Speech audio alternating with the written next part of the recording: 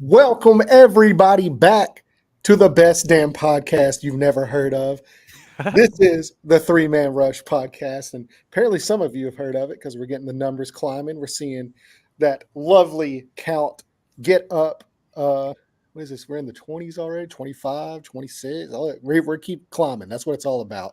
But if you are joining us here, we want to welcome you because tonight is a special episode.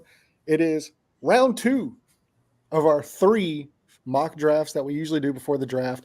The draft is right around the corner, boys. We're only about 3-ish weeks away.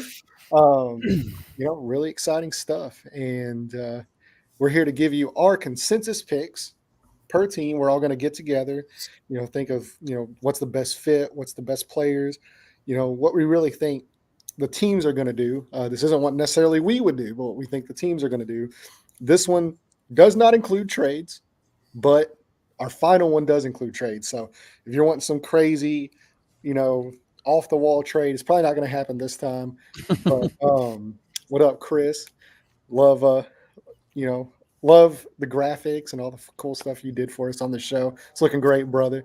But before we get to the draft, boys, I got to ask y'all, how you doing?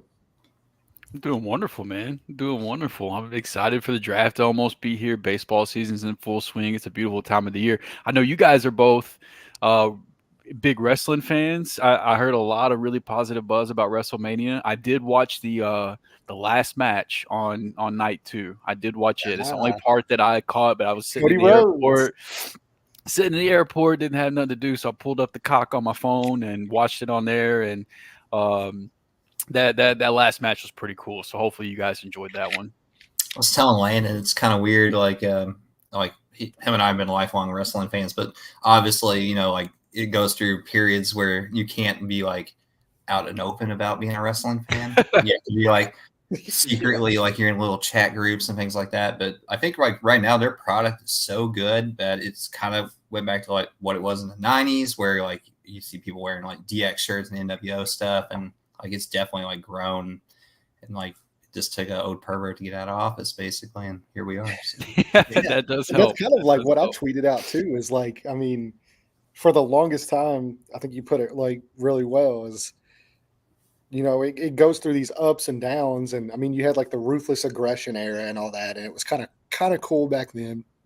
Not as cool as it was during the Attitude Era when we were growing up, but then it went through this long period where the product got really stale and you couldn't really talk about being a wrestling fan. And now you're seeing all these celebrities tweet about it, and ESPN had a full day of WWE. Yeah, ESPN is covering WrestleMania weekend.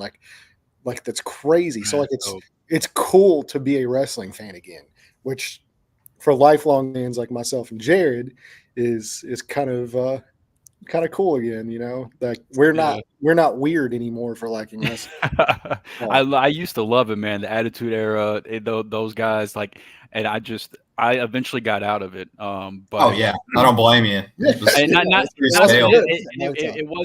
wasn't like, oh, I'm too old for this now, or I'm too cool for this now, or anything like that. I fell out of love with the characters and the storylines and stuff like that. It was just really hard for me to top the Stone Cold times, The Rock, Mankind, Undertaker, Kane, those guys. The storytelling and the characters and everything was just so incredible.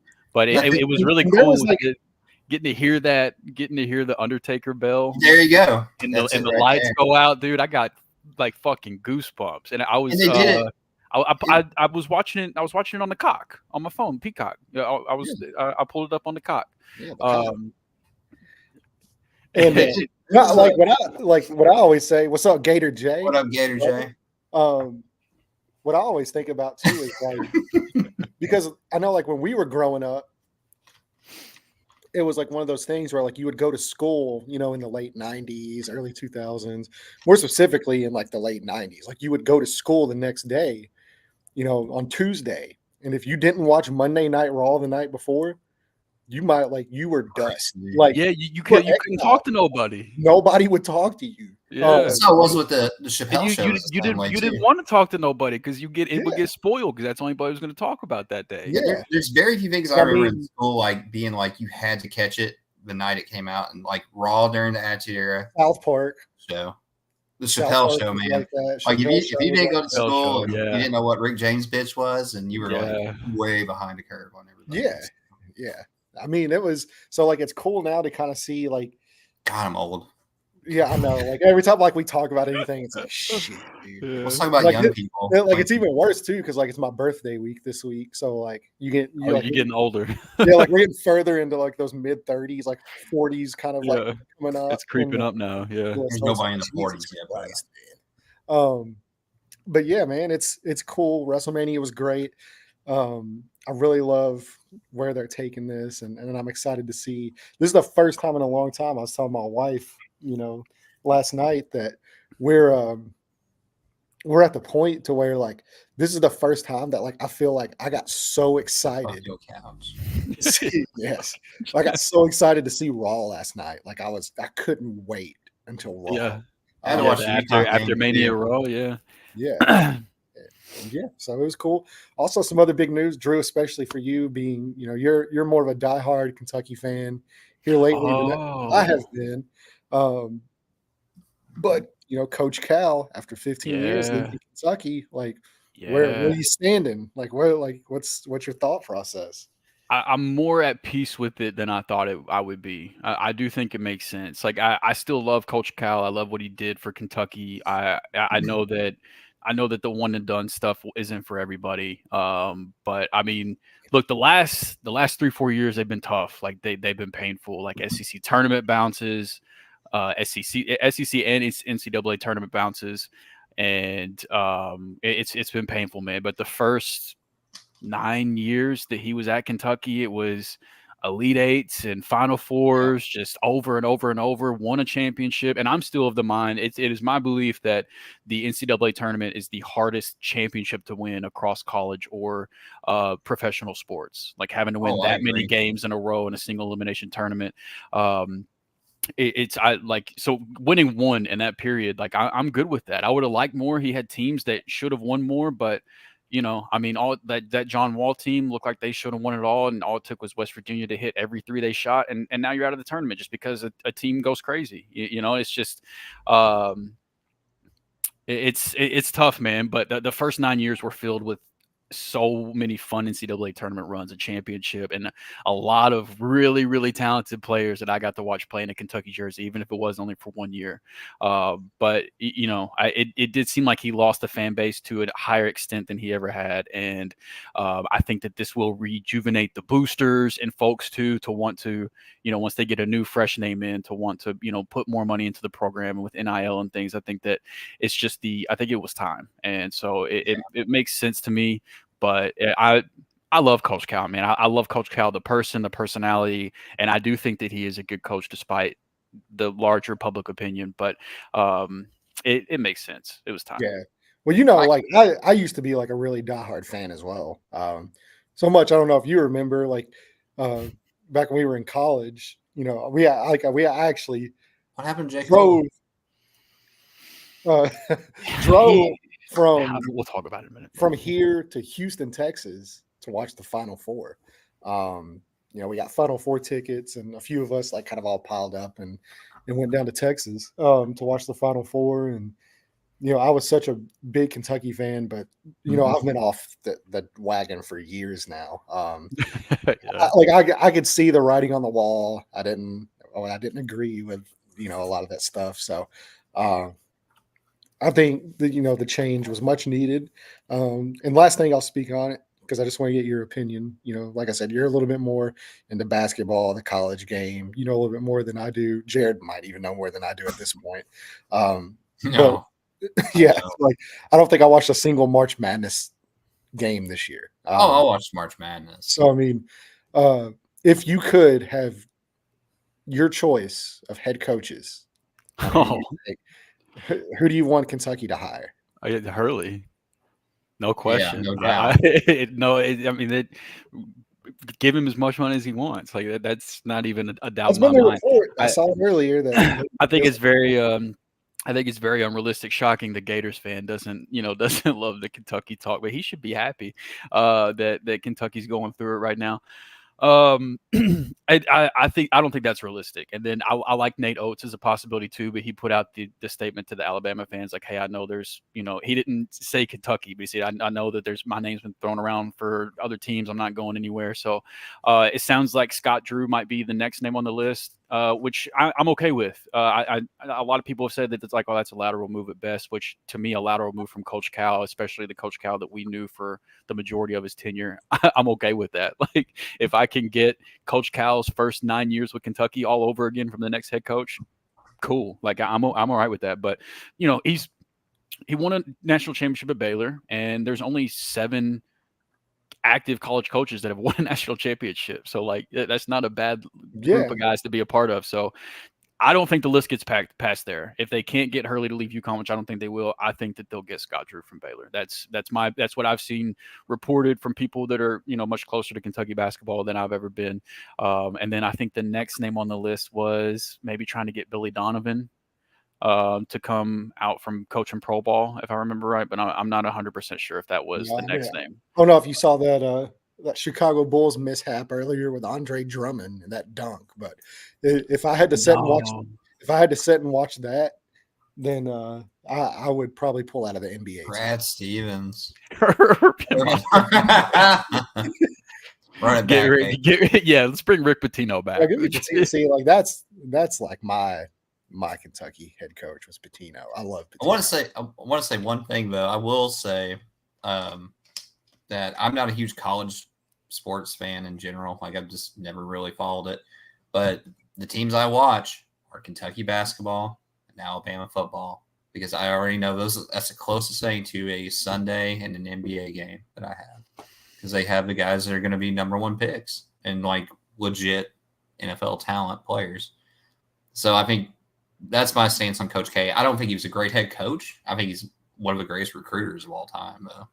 That's kind of where I stand too. I think but regardless, off that topic, we got 100+ people in here with us watching, and they're watching for one thing. It's not college basketball. Yeah, it is not college basketball. It's not WrestleMania. It's none of that. Although I will say thank you, Roman Reigns. I acknowledge you. You saved wrestling. It's for the NFL draft, and that's what we're here to do. So we're going to go from picks 1 through 32, give our thoughts on where we think the teams are going. More specifically, I know this is kind of a waste of time. I know Kyle's in the chat here. Have a waste of time because we know the NFL is going to give Kansas City the Super Bowl again, like they always do. I hope they do, man. Yeah. So I mean, this is just kind of playing semantics. It's not like the draft are already cooking, right? Yeah, now. It's not like the draft really matters. It's not like the games really matter. What really matters is money, and we know a certain someone generates way more money for her team than anybody else. So yeah, I expect this to not really mean much of a difference in the long run, as long as the Chiefs win another Super Bowl with that $500 million they get from somebody's girlfriend. So let's go with the number 1. I had to give Kyle some shit, but we're glad you're here. The draft actually does matter, and this is kind of what we're here for. We're excited for it. Like we said, only a few weeks away. This is version 2. We are going to be doing what we think teams do, not like what we would do, but this is what we think teams are going to be doing. We'll give our consensus thoughts on it, and we will make the pick. Best 2 out of 3. Agrees. So, and if you want to talk Quidditch, man, I can go all day. Big Harry Potter. I played pickleball for the first time ever. You did? Yep. Did you get beat? I did. Yeah. Brutal. It was bad. Brutal. So, all right. Well, without further ado, let's kick it off. And Chicago Bears on the clock. Pretty sure it's pretty simple. This is clean cut. This is the one where we pretty much know, like, the draft starts at pick number 2, right? So we all know where this is going. Drew and I, with this last time, I don't think Jared was with us. So, Jared, what are your thoughts on Caleb Williams landing with the Chicago Bears? I think he's a sharp dressed man. Like his style. Yes, Cater, you're done. Yeah. I think the Bears are doing everything they can to load up, and it looks like they finally have a GM that's in place that is going to get talent around these guys. And it makes the most sense. I think he is the best quarterback in the draft, in my opinion. I don't think it's really close. I agree. He's athletic. I think some people are kind of down on him because of last year. Yeah, but I think he'll be fine. I think they're going to struggle, but that division's up for grabs, and I think definitely he's a better fit than Justin Fields would have been. Yeah, I'm low. I'm kind of getting excited for the Bears. I'm not gonna lie, because I agree with you. I think that Caleb Williams is the best quarterback in this draft. I think he's an immediate difference maker, and that defense. I think they're a 10-win team, possibly. I think they could win 10 games. That's kind of what I'm going with too. I know on 4th and Frames, it's been a few weeks now, but Chris asked us to pick the over under for a few teams, and the Bears was one of them. And I took the over on their win total, and that defense was solid down the stretch, man. Like really good. They still have time to improve their O-line. They have improved their pass catchers. They're going to make an improvement at quarterback, and running back. I mean, DeAndre Swift, he is not bad by any means either. I think this is going to be a really good team, man. I think it comes down to the coaching staff. We'll see how they adapt and how they intertwine the new shiny toy into this offense. But I think that it could be a really good team. I'm kind of with Kyle on this one. I think there's a real world where they're the second best team in their division this year. Yeah. I disagree. Like asking a rookie quarterback to come in like that. I mean, like special rookie quarterbacks do it though. Yeah. It's tough. And like, that's a tough. It's not easy. Like Green Bay's really good. Like they're only going to get better. Detroit, outside of them, though, really good. Yeah, I mean, like, did we just forget the Detroit ones? I'm more bullish on Detroit than I think Green Bay is. I think Green Bay is good, but I don't think it's a guarantee that they are going to take a huge leap. Like I could see them being a very similar team to what they were last year, which wasn't bad. I mean, they made it deep into the playoffs. That's a really good team. Yeah, but like I like a couple balls bounce a different way, and it was. Their season was close to being not as great as it was, but I still think they were a good team. But I don't think that they're going to take like a gigantic leap or anything. I think they got a lot of young talent. They do. They're a really young team too. So, I mean, like I think they were the youngest team actually. I think you're right in football. So I mean, these are guys that have already played, have already had success, and as they get older and more experienced, history tells us they're only going to get better. So. And they made some really good signings this year, in free agency. Obviously, Xavier McKinney being a really big one back there in their DB room. So I mean, I think it's between them and Detroit for me right now, and I don't trust a rookie quarterback to come in and just immediately like unseat those teams. Like they're just really talented. I would feel more comfortable if they had an offensive-minded head coach. That is the one thing I will say that I think hinders the Bears a little bit. But in the same time, though, it is apparent that they're loading up on offense. I mean, they went out. Keenan Allen obviously is a huge deal, but they also got Gerald Everett, which is a good 1-2 tight end group with Cole Kmet. I don't know, man. On paper, they might be the most talented team in that division on paper. Like they were loaded from top to bottom. And the one knock on them last year, because they were in a lot of games, was Justin Fields took a lot of sacks. He wouldn't get rid of a ball, and I don't think you're going to have the same problem with Caleb Williams. Yeah, I mean, a lot of people don't like Caleb Williams because of his knack to play out of structure. But I don't believe he has any issue playing in structure. I just don't think that the structure of the offense at USC was very good last year, and so he just had to play out of structure.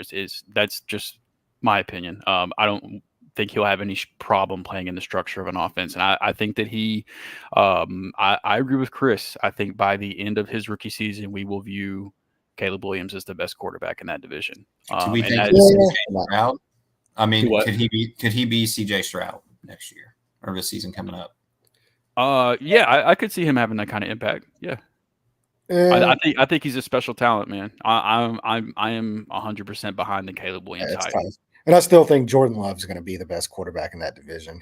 I mean, like you got to think too. Jordan Love's only 25 years old. Like The whole team's young. Like Jordan Love is super young, and what he did last year, especially like as he got more comfortable in that offense, like the first 6 weeks is kind of like but then the final 10 weeks, I mean, you're talking about a guy that was, he's playing like he's a top 5 quarterback in football.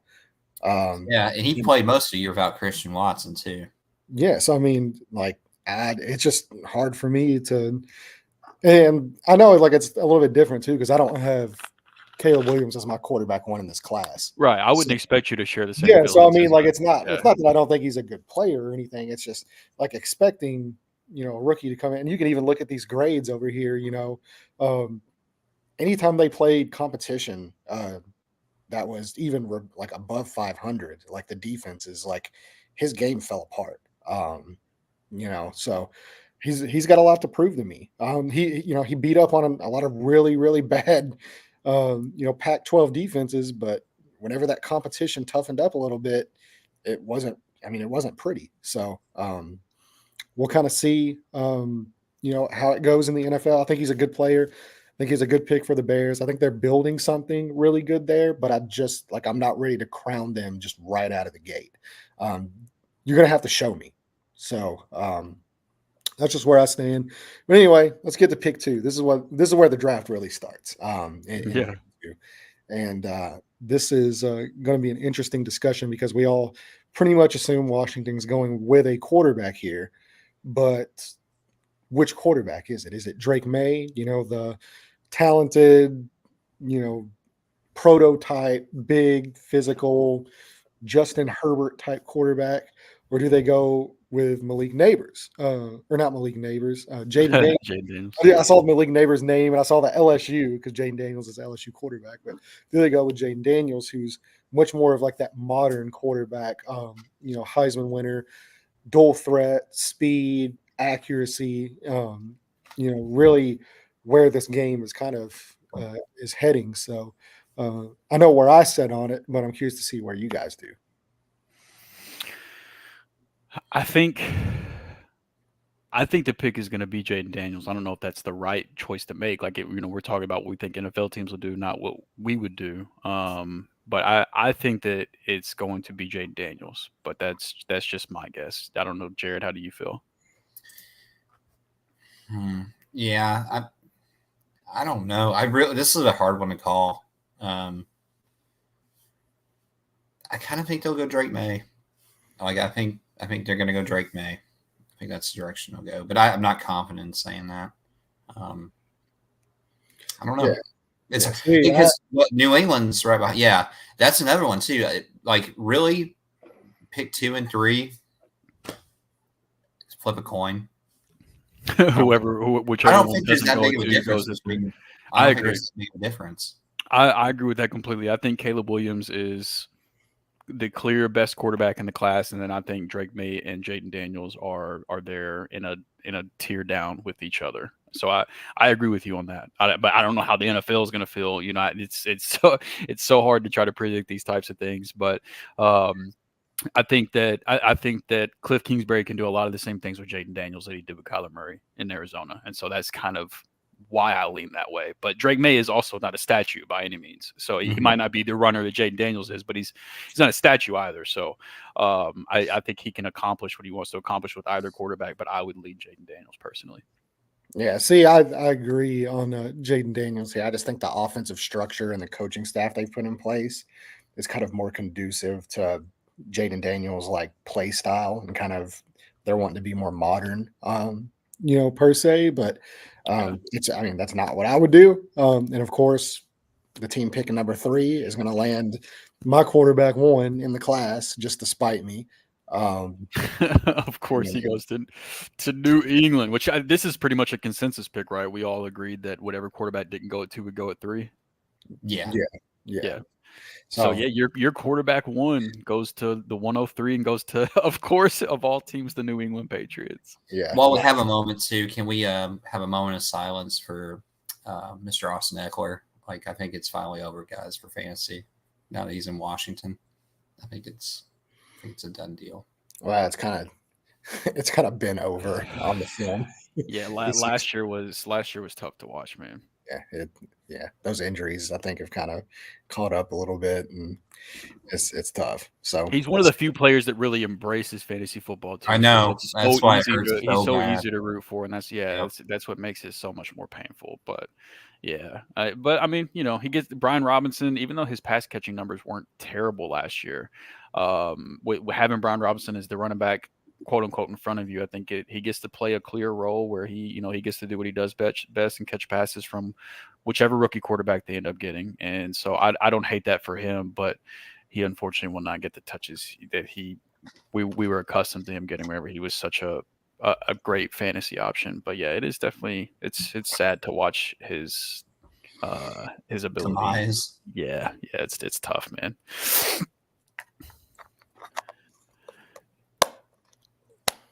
Yeah. I don't know, Chris. It's going to be really interesting. I don't know what to think of that coaching staff, to be honest. I'm never the biggest fan of recycled head coaches to begin with, but then whenever you want to take a recycled defensive-minded head coach in an offensive-driven league, and then a recycled offensive head coach as their offensive coordinator, I mean, I do think there's a world where Kingsbury can be a better coordinator than he was head coach, but I don't know. Man. I have not been a fan of Washington's offseason personally, but that's just me.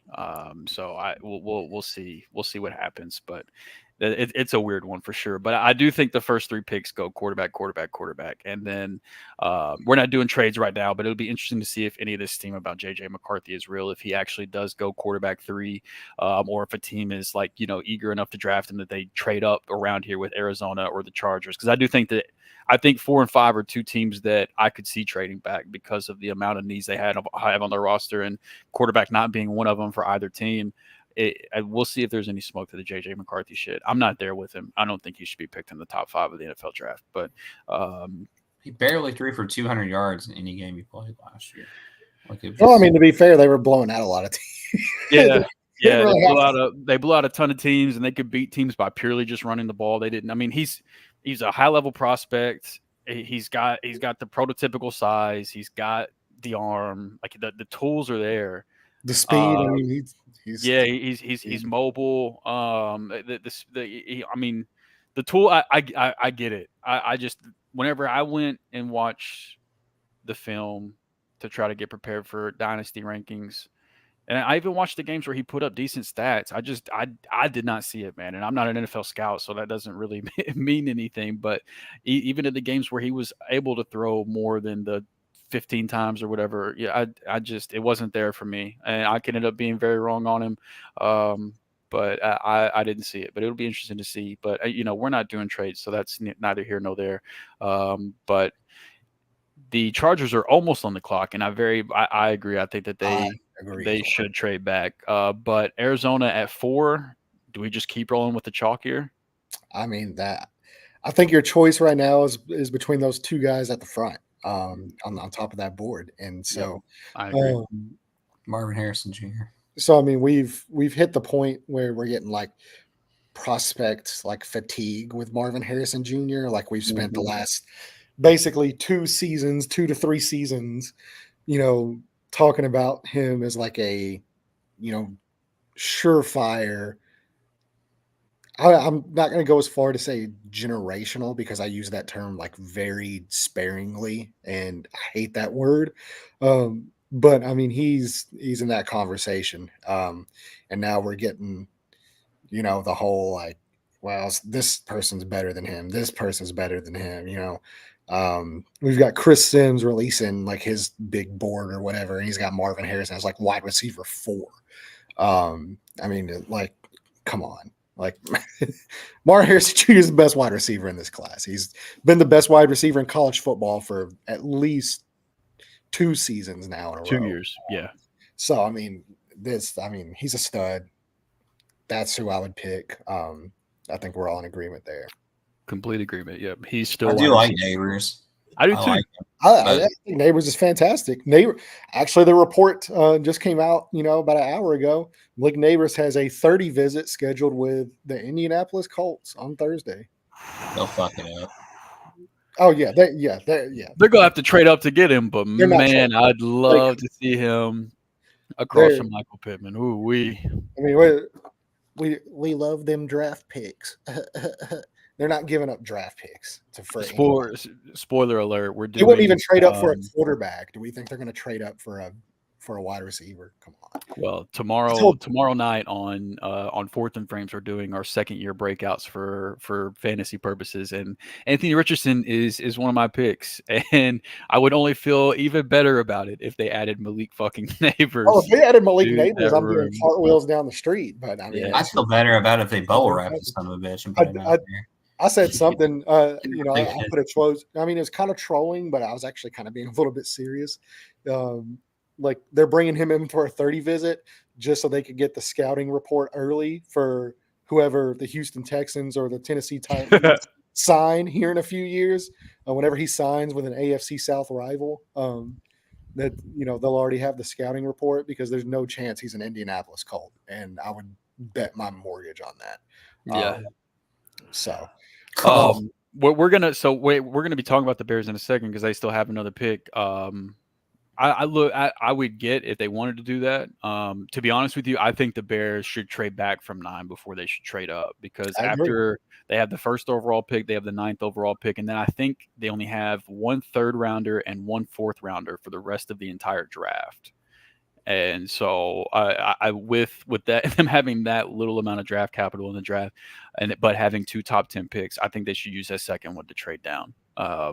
But don't get me wrong, if you were to trade up and get in that Neighbors, Marvin Harrison territory, I think if you want to be a legit contender, you have to have 3 really, really solid pass catching options. And I don't think any of the Kokomet or anybody like that is good enough to include them in that discussion to have like 3 top receiving options. But a Marv or Neighbors, or even if they stick at 9 and take Odunze, that fits the bill to me, to where like, okay, these guys really are contenders now at this point. But I think they should trade back personally. But so number 5 with the Chargers for me, it's a 2-player discussion. And it's only because Harbaugh is there to me that it's Harbaugh and Greg Roman, it's a 2-player discussion, because I would probably just auto-click Malik Neighbors, but I'm not convinced that they don't take an offensive lineman. I disagree. I disagree with Bowers as well. I don't think that it's Bowers. I think it's between Neighbors and Joe Alt personally. Yeah, I agree. To me, it's an offensive lineman. They've basically spent all offseason talking about how they want to win in the trenches, to get Justin Herbert a running game, to make sure he's protected. Because if you don't remember, he's coming off an injury last year where he had a season-ending injury. They want to keep that guy upright. They want to keep him healthy. They want to give him a running game. And if there's one thing that Harbaugh does, is he focuses almost his offensive coordinator is freaking Greg Roman, man. Yeah, exactly. He obsesses over the offensive line. And I just don't see him taking especially a tight end at pick 5. But even a wide receiver, I don't see it. Especially it makes so much sense. So deep at wide receiver. It's such a deep class. So I agree. I think they go with the best offensive tackle on the board. To me, that's Joe Alt. And although I think on draft night, they're probably going to be trading down. There's a good chance Joe Alt ends up with the Tennessee Titans in real life. I agree. But for this mock draft purposes, I think offensive line is where they go. And I think Joe Alt's the best offensive lineman on the board. Yeah, unfortunately, Jared, you're going to get outruled on this one, man, because I agree with you. I agree with Landon on this one. This is going to be a second vote for Joe Alt. You got Jelani Woods. Why do we need another tight end? This is what I've been trying to tell these guys, bro. They don't want to hear it from me, though. Jelani Woods. Unless they're drafting Brock Bowers at 15, they're not drafting a tight end, bro. Thank you, bro. I'm so glad the Colts fan got in here and hyped Jelani Woods because they've been making fun of me for liking Jelani Woods over there. I've been getting my Oh, he's ass whooped super on Days talented. and Frames for Jelani Woods the is a Jelani Woods propaganda man, that I man. spit out, man. But yeah, They even it's a got Will shame. Mallory. It's a Like, shame he lost. nobody, It's a shame he did lost nobody last watch? year to injury. But Yeah, did nobody watch Will Mallory play last year? Like, he was great, and he's a tight. Like, Kylan Jared, Grant, Jared, you Mo might. Alley Cox. Like, they We're- have so many tight ends, bro. I'm just waiting for the Trey Lance Drew experience. Ogletree. That's what I'm waiting for. Drew. Me and you both, brother. Me and you both. Preseason. I don't care when it is. I'm gonna be tuned in to watch it. I was. That's what. If Minnesota missed out on a quarterback, my hope was that Minnesota would trade for Trey Lance. It's over, bro. Yeah, it's probably over. It's probably over, but whatever. So Joe Alt to the Chargers. The Giants are on the clock, and is God. See, Is this is where this is Malik Neighbors right here. did you see the interview with Malik Neighbors where they asked him about going to New York? I saw the one where they asked him to go to Tennessee. They asked him about going to New York, and he was like, "Yeah, they just need a quarterback to get me the ball." I saw the one where they were talking about him falling. It was like Atlanta or Tennessee, and he was just like, "Ugh." Did he really? I was like, "Man, that's cold." Yeah, that's cold blooded. I agree, though. I think it's Malik Neighbors. Jared, is this a 3 for 3, or do you think they should go a different direction with this pick? Should they take a quarterback with Daniel Jones injuries and just being Daniel Jones? It's too much money invested in Daniel Jones. It's Neighbors. Yeah. You gotta try to give the guy some weapons, assuming he's going to be healthy. God, they have nothing. All right, pick 7. Y'all's favorite team in the league, the Tennessee Titans.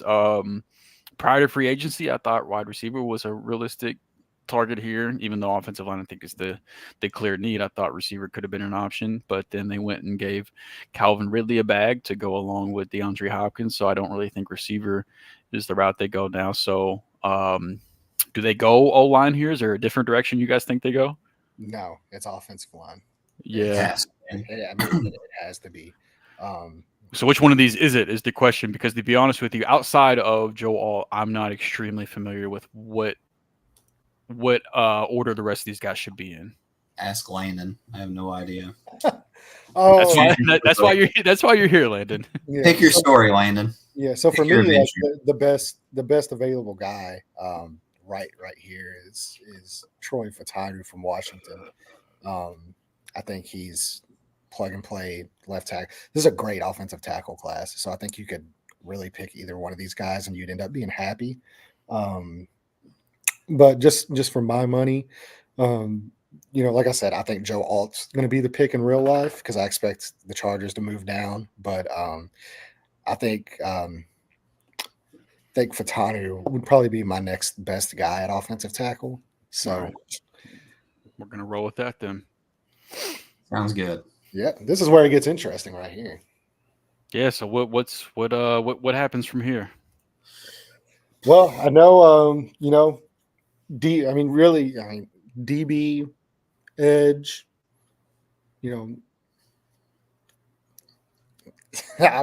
that's pretty much, I think, where the focus is going to be on defense. Yeah, I agree. I think it's edge. It's probably chalk, but I think it's an edge rusher here personally.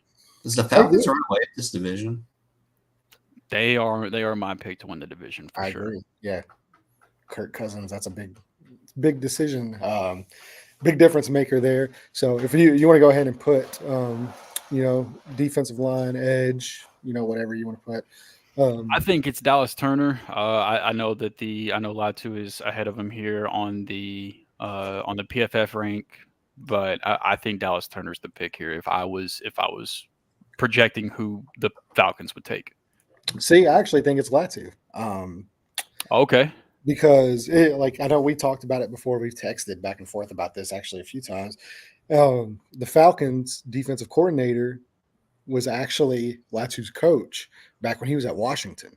So there's already a connection there. He already knows what type of player he is. Apparently the medicals went, as great as they could go. That's what I was just mentioning. His medicals at the not only just at the Senior Bowl, but at the combine. It was glowing. They said, everything looked perfect. There's no concerns moving forward with his medicals. Oh, nice. And at that point, really, because that's really the only thing that was holding him back from being the clear best edge in this class to me, was just the medicals. And now that those have checked out, and nobody's worried about it. Plus, you have the connection from his time at Washington with the Falcons coach. I think it's just a slam dunk pick for me. All right, so Jared, I've got Dallas Turner as the pick. Landon has Latu. So you've got to break the tie here between these two edge rushers. They're getting an edge rusher no matter what, but which one are they picking? The Latu. All right, there we go. So yeah, and Dallas Turner too. That's a good decision or a good pick because he's like the typical Alabama height, weight, speed beast, but he doesn't have the production. I think Latu has those things, but Latu he's got the production too. He's got the production clearly. He's dominated guys for 2 seasons in a row now. He's been absolutely dominant. He went to the Senior Bowl. Outside of Quinion Mitchell, he's probably the best player at the entire Senior Bowl. And so whenever you have that, I think it just gives him a slight edge over Dallas Turner to be that edge one. So now we have the Bears here. Really excited to see where this goes. Do we think they go wide receiver, have that big 3 for Caleb Williams? Do we think they go offensive line, give him a little bit more protection? I think their offensive line is actually pretty decent. Or do they go edge here and try to pair another edge with Sweat, who they just traded for this last offseason, this last season, signed to a big extension? There's so many different directions they could go with this pick. Yeah, me personally, I think that it's between the two top guys on the board. I think it's going to be another playmaker for Caleb Williams. I don't think Cole Kmet's awful, but I also don't think he's special enough to keep them from drafting Brock Bowers if they wanted to. But I think it's one of those two guys. But I think the more likely pick would probably be Odunze. So that's what I would go with. I agree. I think if Gerald Everett too. They went out and got another tight end, basically to back up Cole Kmet.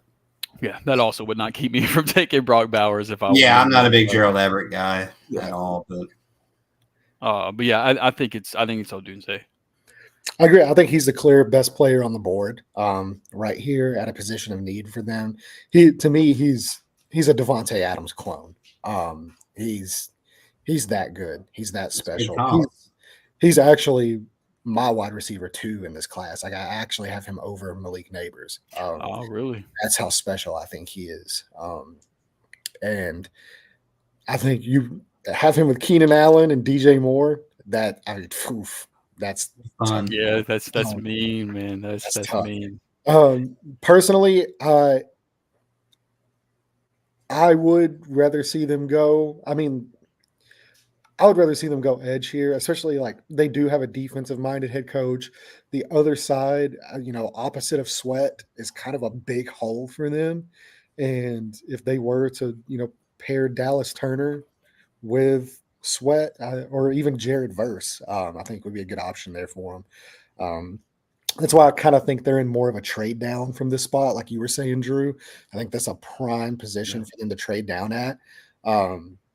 And really still be able to land an edge rusher, especially if they drop, where the Raiders there, the Broncos there could come up to get McCarthy, the Colts, that if they're sold on a wide receiver for Anthony Richardson, they can move up and take Odunze, which would also have me doing cartwheels. So, it's a good spot for them to be in to recoup some value there. So they could trade down, still land that edge, and possibly get that third wide receiver in the second round if they're able to land a second round pick with that trade down as well. So right, that's kind of the route that I would take. But for this mock draft purposes, we take the best player available at a position of need. They land Rome Odunze.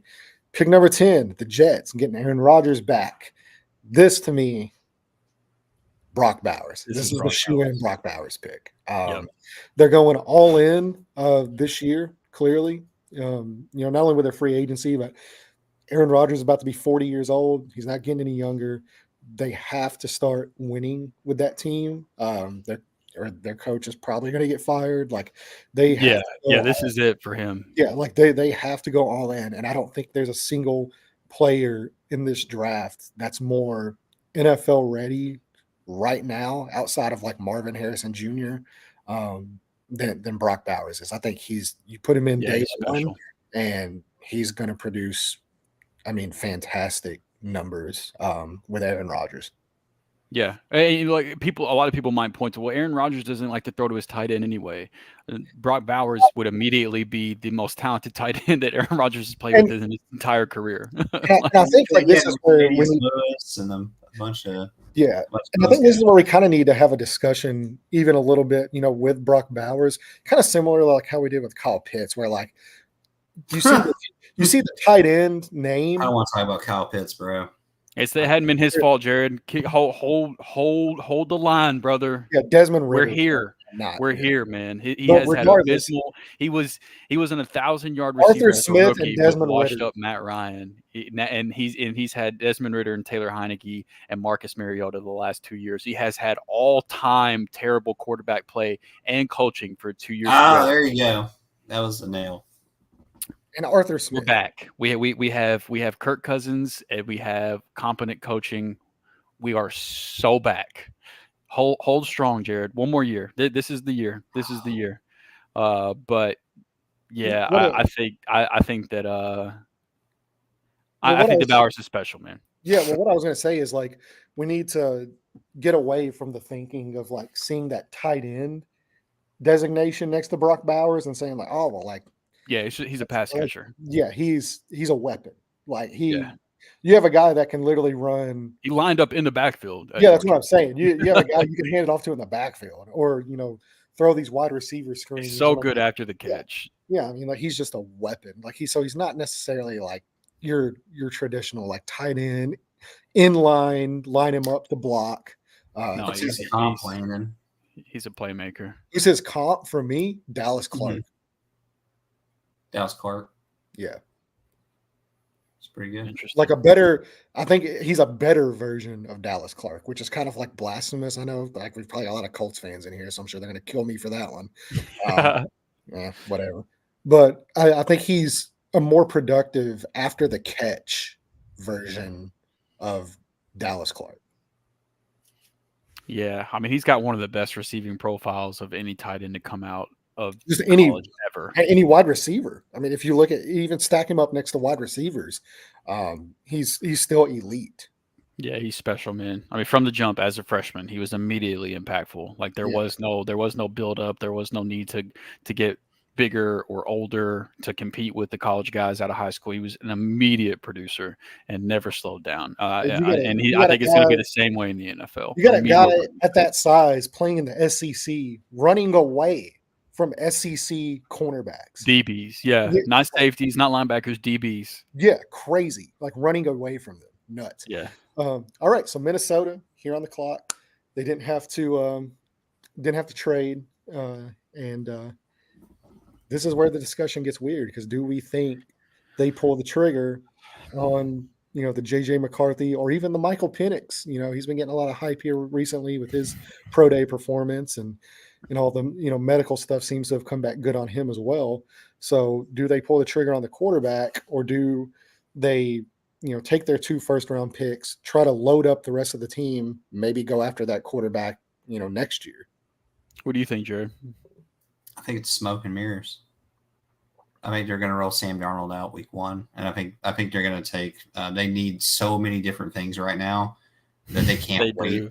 They can't wait a year for JJ McCarthy.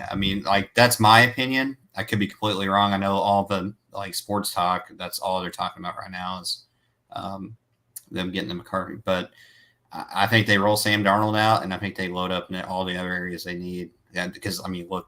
It's right there on the screen. They need everything right now. Yeah, they almost ran out of space listing the needs for the team. I do think I don't think they'll trade up to do it, but I do think that if nobody jumps in front of him and JJ's still there at 11, it would not shock me for Kevin O'Connell to be like, yeah, I can make JJ work. Like I think he's one of those offensive minded head coaches that believes that like I can take this toolsy quarterback, put him in my offense with these weapons. And that's a great situation for him as well to land in. Yeah, it's a very nice situation for a rookie to land in. So I think without trades happening, if we get to this spot in the draft and JJ's still on the board, I think the Vikings take him. Yeah. So you got to play tiebreaker here. Do they go defense and fix one of the holes on the defense, or do they go quarterback? I will say if they don't take him, I don't know what direction they go in. Yeah, we'll see. Like in a weird way, I actually kind of agree with Jared. Jared here.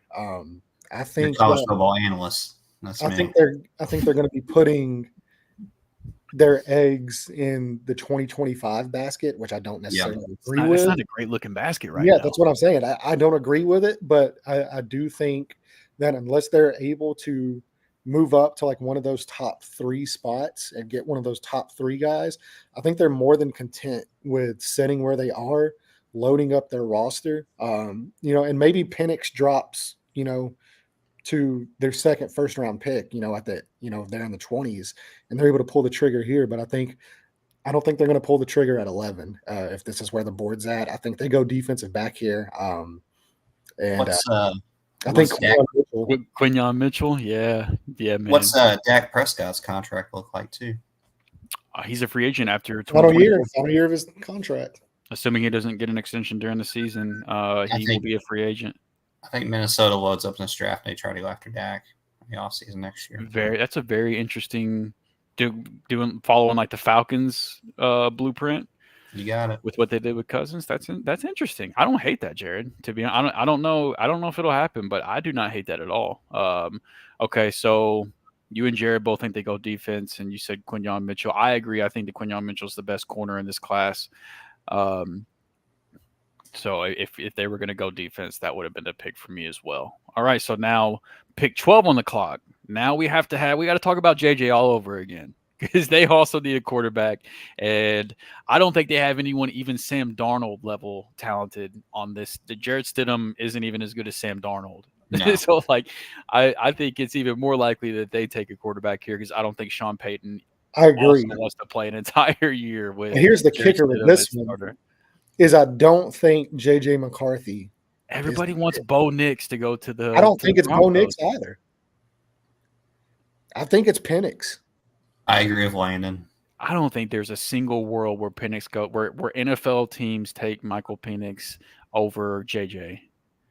I don't disagree with. I don't disagree with. But I think JJ's probably likely to go earlier. But I think for what Sean Payton wants to do with his offense, I think Penix is the better fit. Penix reminds me a whole lot of Drew Brees, like early Drew Brees, like very similar. And I think coaching wise, I think Sean Payton's going to look at what he does well. You're talking about really good arm. I'm not talking about the corpse of Drew Brees that we saw. I'm talking about Chargers, early Saints, Drew Brees. You're going to look at, really good arm, deadly accurate. I mean, he is deadly accurate with his passes, good pocket movement. He's even, I don't know if everybody remembers, but like Drew Brees at Purdue was very mobile, very, very mobile guy. And I think Penix is kind of along that as well. So I think just drawing the comparisons to me, I'm not saying Michael Penix is going to be Drew Brees, but I think their games are very similar. And I think Sean Payton's offense fits very well with a guy like that. That I think he would actually take Penix over JJ. I don't like it. I don't like it. I'm not saying I agree with it. I'm just giving you what I think they would do. I'm leaning with Landon on that too. I thought the same thing. I don't personally like Penix that much. I don't like the fact that he was not all that great in college up until his last year. Whenever he had Romo, he was great. Jalen McMillan. The jury's out on JJ too. I mean, like he was great. Penix was great at Indiana outside of the injuries. Like whenever I mean, if it wasn't for the injuries, like, yeah, I remember watching him play in Indiana. He was fantastic at Indiana. It's just, we obviously know the knee injuries and kind of derailed his career there, and that's kind of why he transferred and all that. And then you had the COVID season on top of it and all that kind of stuff. That's kind of why he's more of an older guy because of the injuries and COVID. But Penix at Indiana was a really good player, and you saw it at Washington as well with his offense. But I just think his skill set fits there. So that's just I get what you're saying. I have a hard time believing that a 23-year-old quarterback with the injury history and less tools is going to get picked ahead of the 21-year-old quarterback that has all the tools with no injury history and all the pedigree in the world coming out of high school into college. And I don't think there's any world where JJ doesn't get picked before Penix, but I could be wrong. But I am outruled here, so that does not matter. Well, I think Penix is the pick here. I think normally, I mean, I agree, and I think JJ is going to be gone long before pick 12. I don't think JJ is going to be here at this point, but yeah, I don't know. We look, but don't worry because we don't have much longer. We got to talk about JJ all over again because now the Raiders are on the clock, and guess what? They're going into the season with Gardner Minshew and Aiden O'Connell. This would be the JJ. This would be the JJ pick for me. Okay, well, I am on board with that too. He had to 13 was the absolute latest he could go for me. So if you're on board with it, I am too. So that's two of the three of us before we even get to Jared. But Jared, are you on board with JJ to the Raiders as well? Yeah. Yeah. Right, so the fall is over for the guy that that's probably the thing I'm most interested in for the draft, to be honest with you, is to see where JJ goes if a team trades up for him, because I don't think a team should trade up for him. But I think he ends up going higher than 13 overall. But I think not to say that's the right decision because I'm not. Yeah, I mean, once you get past the top three quarterbacks, I'm out on the quarterback class after that. I think it's backups. After I can tell you, I think my brain, I'm just not big on JJ McCarthy. I don't disagree. And I think it's a lot of it has to do with fantasy too. I have nothing. Did you just say that JJ's your quarterback too? I did. You've known this. His comp is Alex Smith. Did and I'm already bored. Hearing his name already bores me. Alex Smith. He's nothing like Alex Smith. That's his comps. That's what all of them are saying is Alex Smith. His arm is like a million times stronger than anything. Yeah, else. he does have more arm strength than Alex Smith. Yeah. If you ball 10 times a game, if you take the arm, I could see Alex Smith if you take the arm strength out of it. I could if somebody told me his comp is Alex Smith with a better arm, then I could see that. I don't think they're very similar at all. I could see Alex Smith with a better arm, but apples to apples, I don't think so. But now we got my boy Chris Battistell's team and my boy Rep Manuel. Pick 14, the New Orleans Saints. I think it's so funny that they did what they did to get Derek Carr, and quarterback is listed as a need, but they're not wrong. They're not wrong. And they do need receiver too, outside of Chris Olave, even though I like the speedster they have down there too. My Rashid Shaheed. I like Rashid Shaheed's game as well. He's a lot of fun. But yeah, O-line, I think the trenches here is where they need to go, whether it's O-line or D-line. They need to get in the trenches. So Landon, do you have a preference of O-line versus defensive line? I think if you either want to take the guy that protects the quarterback or the guy that sacks the quarterback. Yeah. So, yeah. To me, with them going more, their eggs are kind of in that Derek Carr basket for better or for worse. Obviously for worse for most people. I would agree with. But I think that's kind of where you have to keep a guy like that upright. Yeah. So I think they go offensive line here. I think Flaga right there is a really good option. Jared, you good with that? Offensive line, protect the course of Derek Carr? Yeah. All right. I'm good with that too. I think they go into the trenches one way or the other. So now what the majority of the almost 200 people watching are probably here for, because this is live streaming not only on our YouTube channel, which is heavily supported by Colts fans, but also Landon's Twitter following, which also happens to be quite a few Colts fans. I would imagine this is probably what a lot of people have been waiting for. I'm going to just sit back and let you guys No, discuss. see, I don't want you to do that because Okay. I'm They need a curious. cornerback. Yeah, bad. I'm curious to see where you guys go. The here. best cornerback on the block. That's what they need. That team got burned up top so much. It was disgusting. Absolutely disgusting. You guys lost. Well, I don't want to say lost because I mean he's still technically a free agent, but Gilmore's not there, which that was a couple years ago. What's your corner room look like right now? Well, you've got 7th round guy going into his second year, Jalen Jones, who he played decent for a 7th round pick. Yeah. But then obviously 2nd round guy they picked last year, Julius Brents out of Kansas State. He's going into we liked him in the draft process last year. Juju, yeah. So he's going in the 2nd round. Kenny Moore, of course, is back. One of the best, to me, the best nickel corner in football. Yeah. I agree. He's definitely up there. Then they've got Dallas Flowers coming back. You guys brought the safety back too, right? Julian Blackman is back. Julian Blackman. I know he's not running back. It's team running back. Everybody, they're running it back with everybody. Yeah, you guys have just been re-signing your own free agents, right? Yeah. Another team. Which I thought bringing Blackman back was a solid move. They needed to. They had to do something in safety. You're not going to sign anybody from outside the building.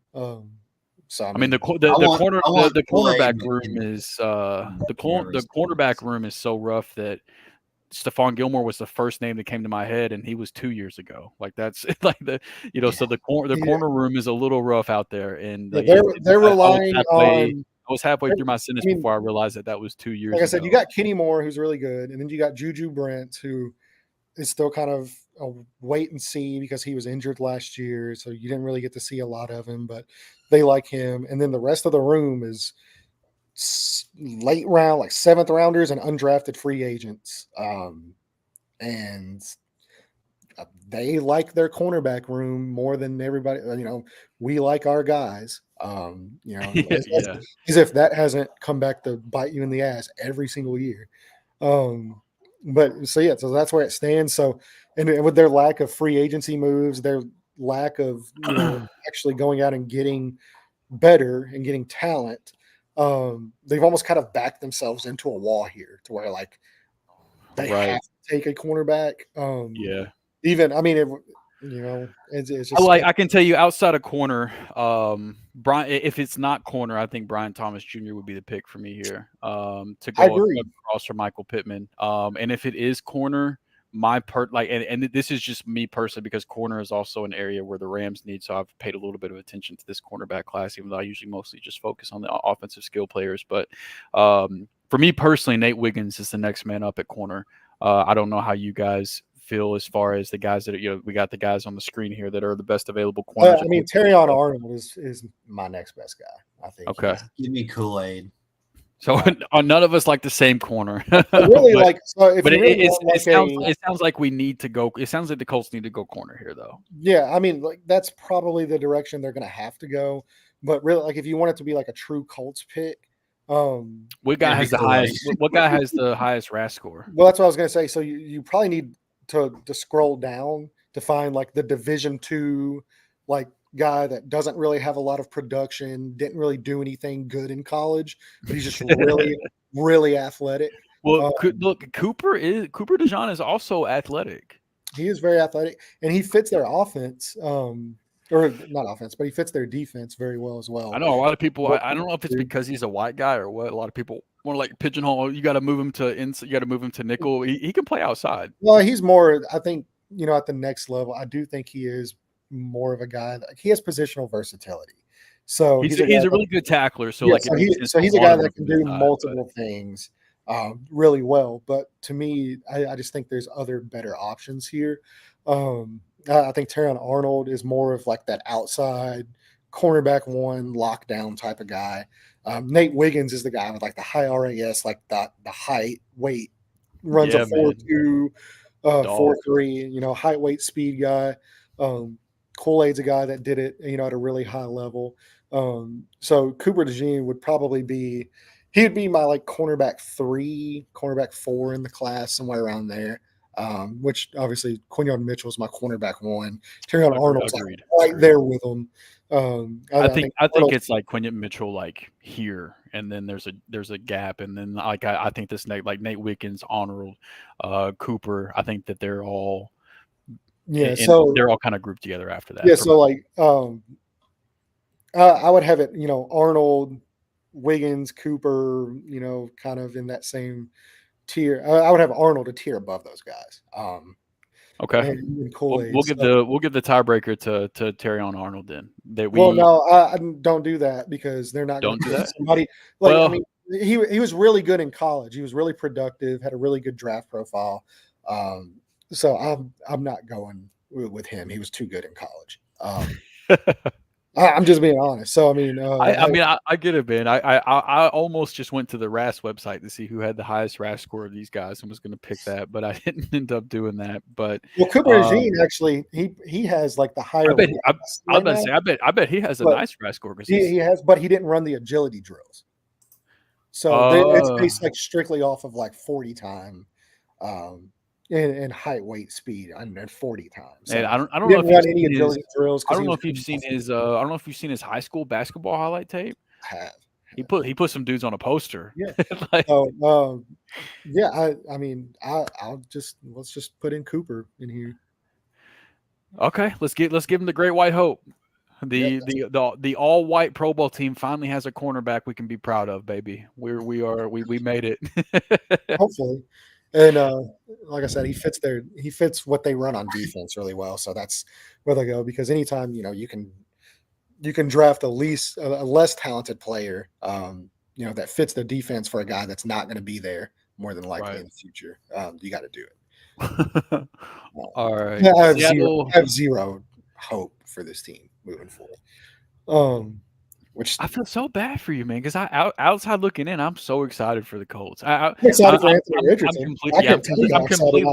I'm completely blinded by Anthony Richardson. I can't tell you how excited I am for him, but I think he can be so special that he can just erase he can be on a team with issues and just make the issues go away because of how good he can be. That's what I'm saying. I agree. I think he can be that good, but I don't want to ask him to be that good. Right. I want him to have support. Yeah, absolutely. Which is why I think Brian Thomas Jr. also makes sense. Because hey, look, if you know you're going to be bad at corner, just be bad at corner and just load the fuck up on offense. Lean into it, man. I agree. That's what I would do. Just lean into it. I think Nico Collins is still running from that last game. I mean, dude, it was embarrassing. Well, no, Jared, no. I mean, that doesn't matter, man. If you look at the advanced analytics Nico was like the only healthy receiver that they if you look at the spreadsheets, the cornerbacks really didn't play that bad last year. They were really good. You can tell Landon has painfully been listening into Chris Ballard press conferences all season. No, it's not Chris Ballard press conferences. It's what I get told on Twitter all the time. Oh, gotcha. I had somebody tweet me the other day because, of course, I questioned, the leadership of the team that hasn't won, hasn't been to the playoffs in years. But I literally had somebody tweet me. They told me, they said, well, if you want to base your thoughts off of wins, losses, and playoff wins, then you go ahead and do that. And I was like, what? Like, what? It's good to see my burner accounts being pretty good. Well, what else do teams get measured by? RAS scores. Like I understand not measuring individual players by wins and losses, but what the hell else are teams going to get measured by other than wins and losses and playoff performance? That's the whole. That's why you play the game. Yes. Yeah. If there's any light at the end of a tunnel, though, Landon, DVOA and RAS scores. That's what the Colts are measured off of. The Colts can score points. They did garner. I love Shane Steichen. Yeah, Shane Steichen and Anthony Richardson are going to. There's light at the end of a tunnel, but that defense is atrocious. And we never even got to see Anthony Richardson and Jonathan Taylor. Nope. Like we haven't even seen that all. Even if they don't add to the offense, You know we what's still crazy haven't about seen that Richardson? offense. You know what's crazy about Richardson? He's younger than Probably Caleb every Williams. quarterback in this class, I right? think outside of like McCarthy, he's younger than everybody. But I believe it. Yeah, because I mean, he was a super young prospect as it is, so I believe that 100%. crazy. You don't got to sell me on Anthony Richardson, man. I'm so excited. He turned the Colts into much see TV for me. Like I went out of my way to watch Colts games while he It was was a healthy fun last 4 year. weeks, guys. And that phenomenal. the Rams Colts game was You one were of at the. that game. No, I wish I didn't make it to I that didn't know. one. I didn't know if you were at But I did watch every second of it, and that was possibly the only time in my life I enjoyed watching a team come back on the Rams. Like just watch what he did in the second half of that game was so Nuts. special that even though it was happening to my team, I couldn't even be mad. I was like, dude, this guy and there were plays left on the field that should have been made.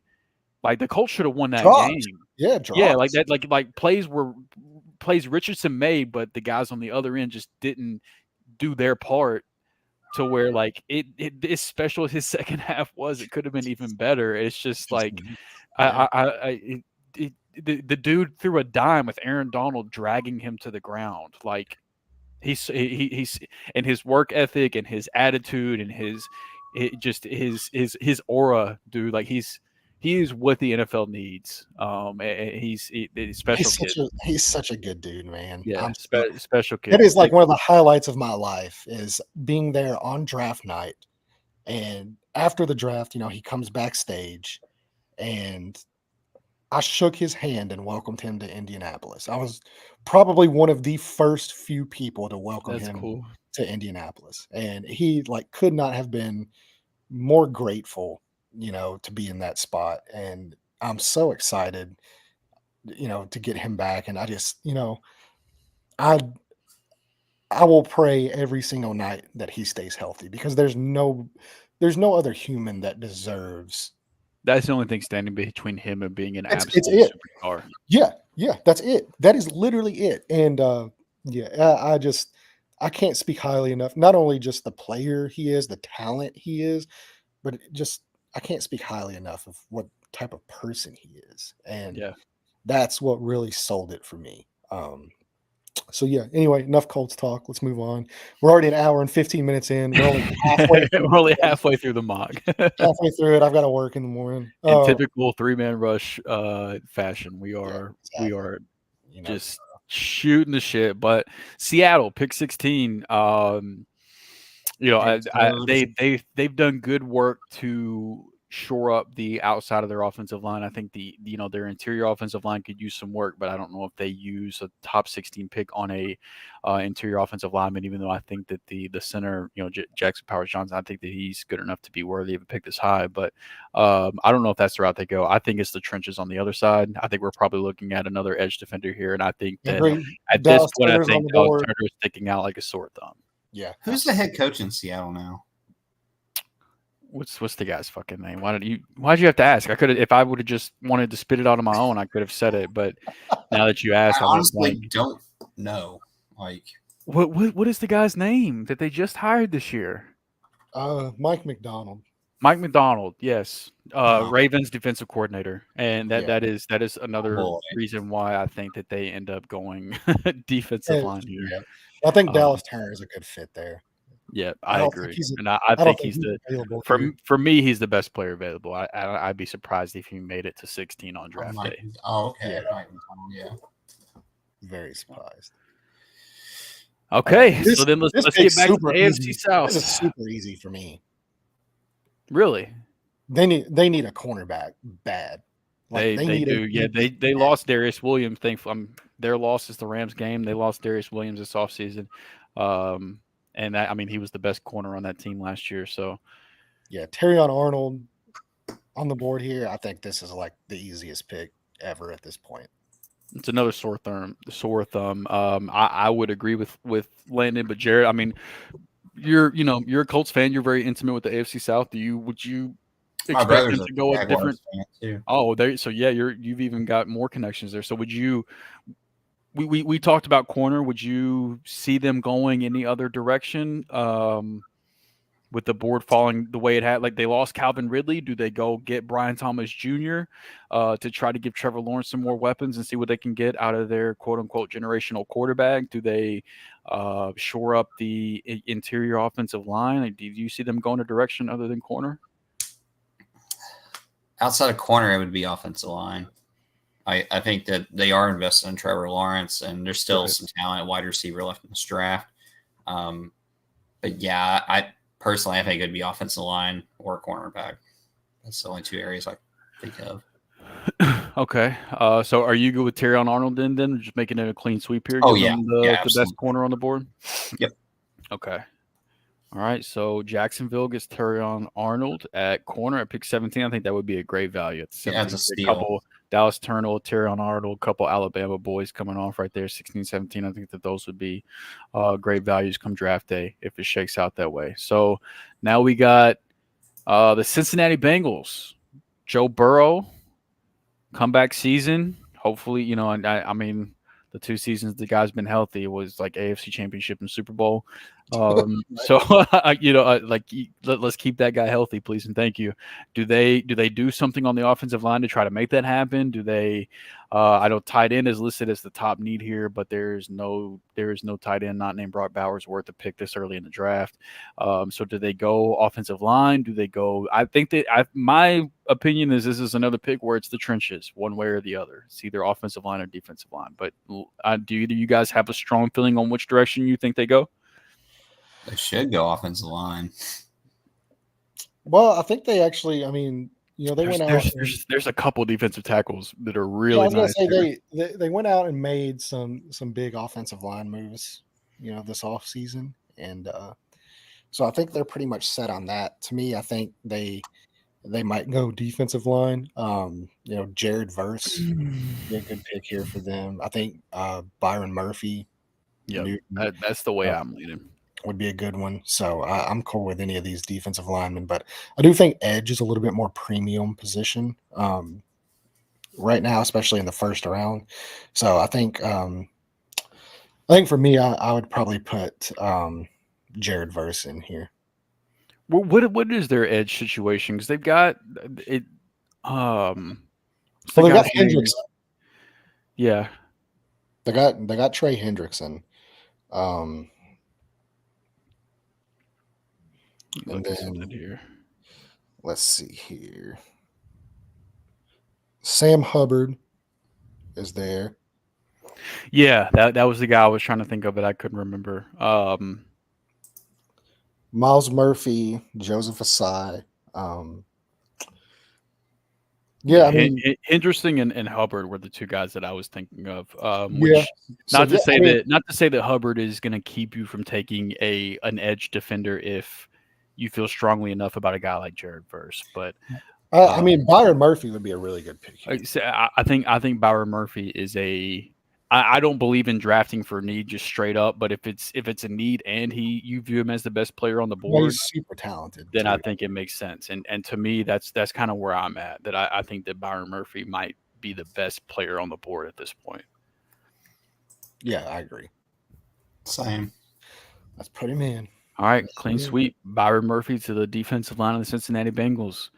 And now we've got the Los Angeles Rams on the clock. What do we do?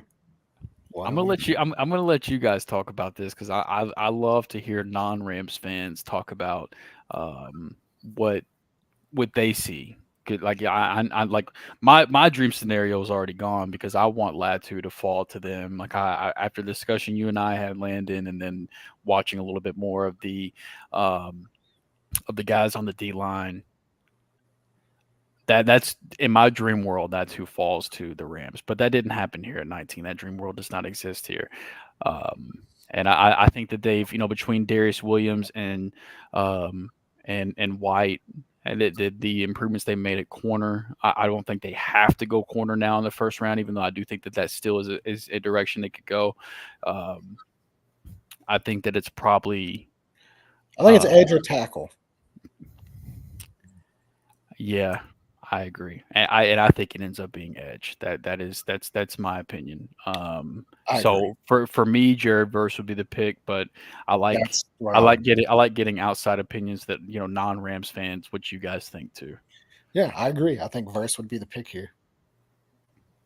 Okay, so that's 2 for 3. Jared, you got any problem making this a clean sweep? There anywhere else you think the Rams should go? I mean, Cooper Kupp ain't getting any younger, and Brian Thomas Jr. is still on the board.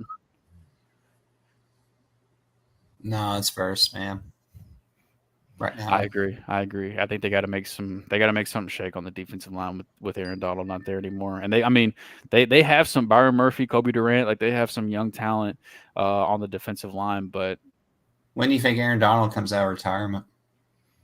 whenever the Rams are like 13-3 heading in, they're about to head in as the 1 or 2 seed in the NFC into the playoffs, and he comes out and helps out for a Super Bowl run. I think he comes back. I wouldn't be surprised to see him lace him up for a playoff run if they looked like really promising. If they looked as good as they did the year they went into the playoffs, the year they won the Super Bowl. Like if they had that much promise, I don't know if they'll look that good. I mean, I'm very hopeful that happens, but I don't know if they'll look that good heading into it. But I wouldn't be surprised to see him lace him up for another playoff run. I just don't think that he has any desire to go through the whole OTAs and training camp and all that this deep into his career. Like he has nothing else left to prove or accomplish or anything like that. But the dude is also extremely hungry. The Colts pick, I'll go back up for you real quick. We took what we thought the NFL would view as the best corner on the board. Again, this is not what we would do. This is what we think the NFL will do, and we know how much Chris Ballard and the Colts value athleticism and RAS scores and things like that whenever it comes to their picks. And so we went with Cooper DeJean, the corner out of Iowa, with the 15th overall pick. So, all right, so 19 overall, we've got 2 votes for Jared Verse, pretty much a clean sweep because Landon or Jared, I believe you said you agree with that as well, right? Mm-hmm. Okay, so an edge rusher to try to help fix the Aaron Donald problem. I'm just so proud of us for not immediately inserting a interior defensive lineman because Aaron Donald retires, so naturally they have to pick a defensive tackle. And that because I literally since his retirement was announced, I've seen nothing but either Newton or Murphy to the Rams. I can close my eyes and tell you that it's going to be 1 of 2 guys on the mock draft. So I'm proud of us for not doing that. So now we've got the Pittsburgh Steelers on the clock. The quarterback room looks a lot different than it did at the end of the year. We've got Russell Wilson and Justin Fields back there, which is a considerable upgrade. No matter how you feel about Russell Wilson or Justin Fields, they are both a considerable upgrade over Kenny Pickett and the guy that got hit over the head with his own helmet. So I know it has quarterback listed as a need. This is easy to me. I wouldn't disagree necessarily. But they just traded Deontay Johnson and Brian Thomas Jr. is still on the board. So I think that is very much in consideration at this point. You've got Fashanu still on the board. And That's where I would go. They need offensive line help. That's easy. Fashanu won't be on the board here either, just to let you know. Like I don't think it happens. But if Fashanu, if he was on the board here, it feels like a very Steelers pick. Jared, what do you think? I mean, what's your feelings on the Steelers offense going? Let's forget the draft pick. The Steelers offense going in to next season with Russell Wilson and Justin Fields at quarterback, Arthur Smith at offensive coordinator. They traded away Deontay Johnson. Mm-hmm. What do we even make of the Steelers offense next year?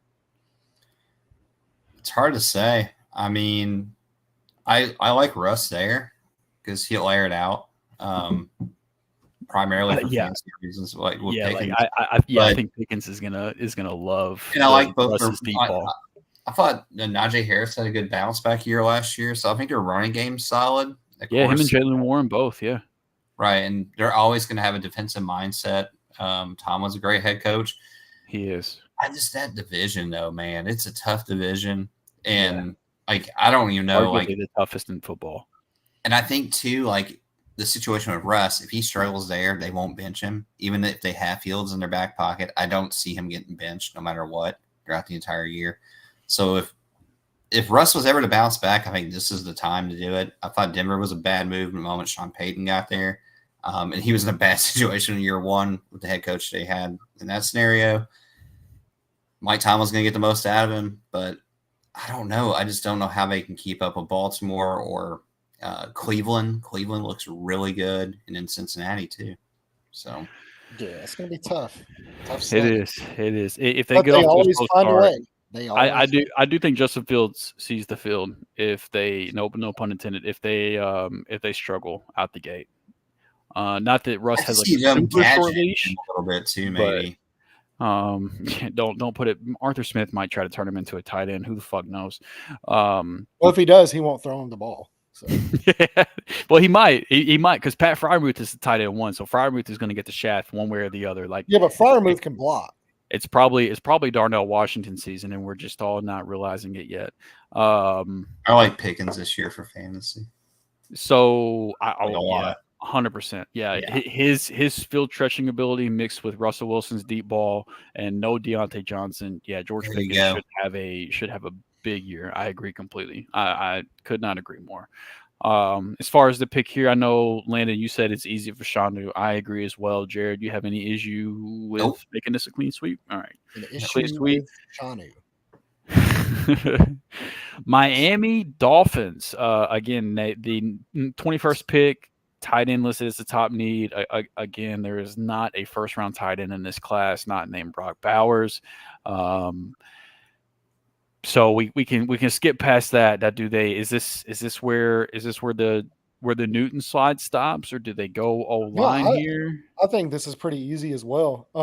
I think their interior offensive line needs help bad. It does, especially with a guy like Tua, who you really need the interior to be really strong. And there's one guy here, not on this list right now, that I think is probably the best suited guard. I think like he's a fantastic guard, and that's Graham Barton out of Duke. I think he slots in right away, and he solidifies that interior guard spot, for Miami. So that's where I would go. How do you feel about Amarius Mims? Is he a guy that also could start out in the interior and work his way into a tackle, or do you think he slots in a tackle right away? Well, I think guys like that, I don't know. It's always just like this weird conversation. Like Graham Barton, I think, is more of like the exception to the rule than what I normally think. To me, if you have guys that have played tackle in college and they haven't like given you a reason to not put them at tackle, then I think you put them at tackle. You leave them at tackle until they show you that they're not a tackle. Yeah. Where, like I said, Graham Barton's kind of the exception. Like he's a guy that I think like you can leave at tackle, but I think the way he is built, I just think is just you could either have it's like kind of like the Quentin Nelson conversation almost, where like you could put Nelson out at tackle and he could be a good tackle, but do you want a good tackle or a great guard? Yeah. And so like that's where I think Graham Barton is kind of in that conversation, where it's like he'd probably be a good tackle if you leave him out there, unless he give you a reason not to put him out there. But day one, he's going to be a Pro Bowl caliber guard. I mean, talent wise, you put him in there and he's going to produce. He's going to produce. So I feel like the Dolphins are really slow and they need some speedsters on their team. Xavier Worthy, get a little speed in there. Yeah, I mean, like they're just like really, really slow out there. Right? Yeah. Tyreek Hill is slow. Jalen Waddle's slow. Raheem Mostert is really slow. Like these guys are. Yeah. These guys are definitely not historically fast on offense. I completely agree, Jared.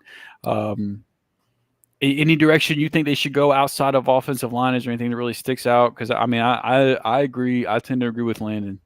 Yeah, they don't have a lot of holes really at all. Like they're pretty solid. But Yeah, I mean, Yeah, I think their defensive line. Yeah, that was the other direction that I was leaning, but I do think that O-line should be the number one priority, and I don't know enough about these offensive linemen outside the top couple guys, so I would defer to you as far as Graham Barton being the pick here for Miami. Now, talking about the Philadelphia Eagles, I've already told you how much I like Nate Wiggins, and so this pick is very easy for me personally. My mind has already been made up, but I want to know where you guys are at. What you guys think? The Eagles are a very interesting position because they're in a division where you're expecting them to win it. At second place at worst, but if you tell an Eagles fan they're going to come in second to the Cowboys in the division, like they're raising hell. Like this team has expectations, and they're not going to be getting any younger. And Jalen Hurts is not going to be getting any cheaper as the years go on, and he gets closer and closer to an extension. So the pressure is on for Philadelphia, I feel like, at this point, because they've been so close for the last couple years. So what direction gets them closer to a Super Bowl run here? Well, I mean, I think they need a DB. Yeah, I think they need a corner. I agree. Nate that Wiggins is on defense the was board there. bad. Yeah.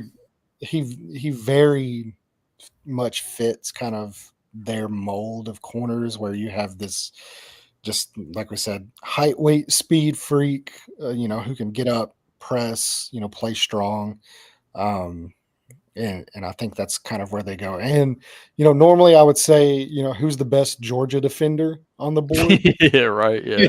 and that's probably the direction they're going to go in. But I just think Nate Wiggins is a good fit for kind of what they need in that defensive backfield. They need speed and, somebody that can kind of help negate the explosive plays.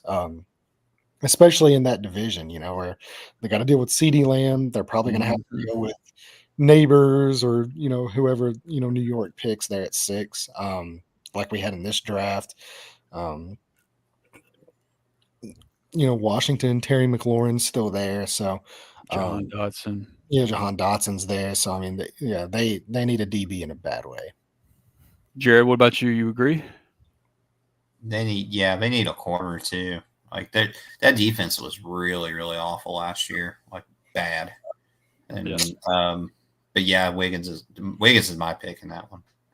It's a clean sweep for Nate Wiggins to Philly at pick 22. So pick 23, the second first round pick for Minnesota here. They missed out on a quarterback on the first pick. They went Quinyon Mitchell, the corner out of Toledo in this mock. So now they're on the clock with their second first round pick. I know we've talked about the possibility of them just holding out and possibly drafting a quarterback in 2025, or maybe even throwing it back at Dak Prescott in 2025. So do we continue to ignore quarterback here and go interior offensive line or defensive line? Or do we give them the last, what I think is the last possible first round quarterback in Bo Nix? What do you guys think here?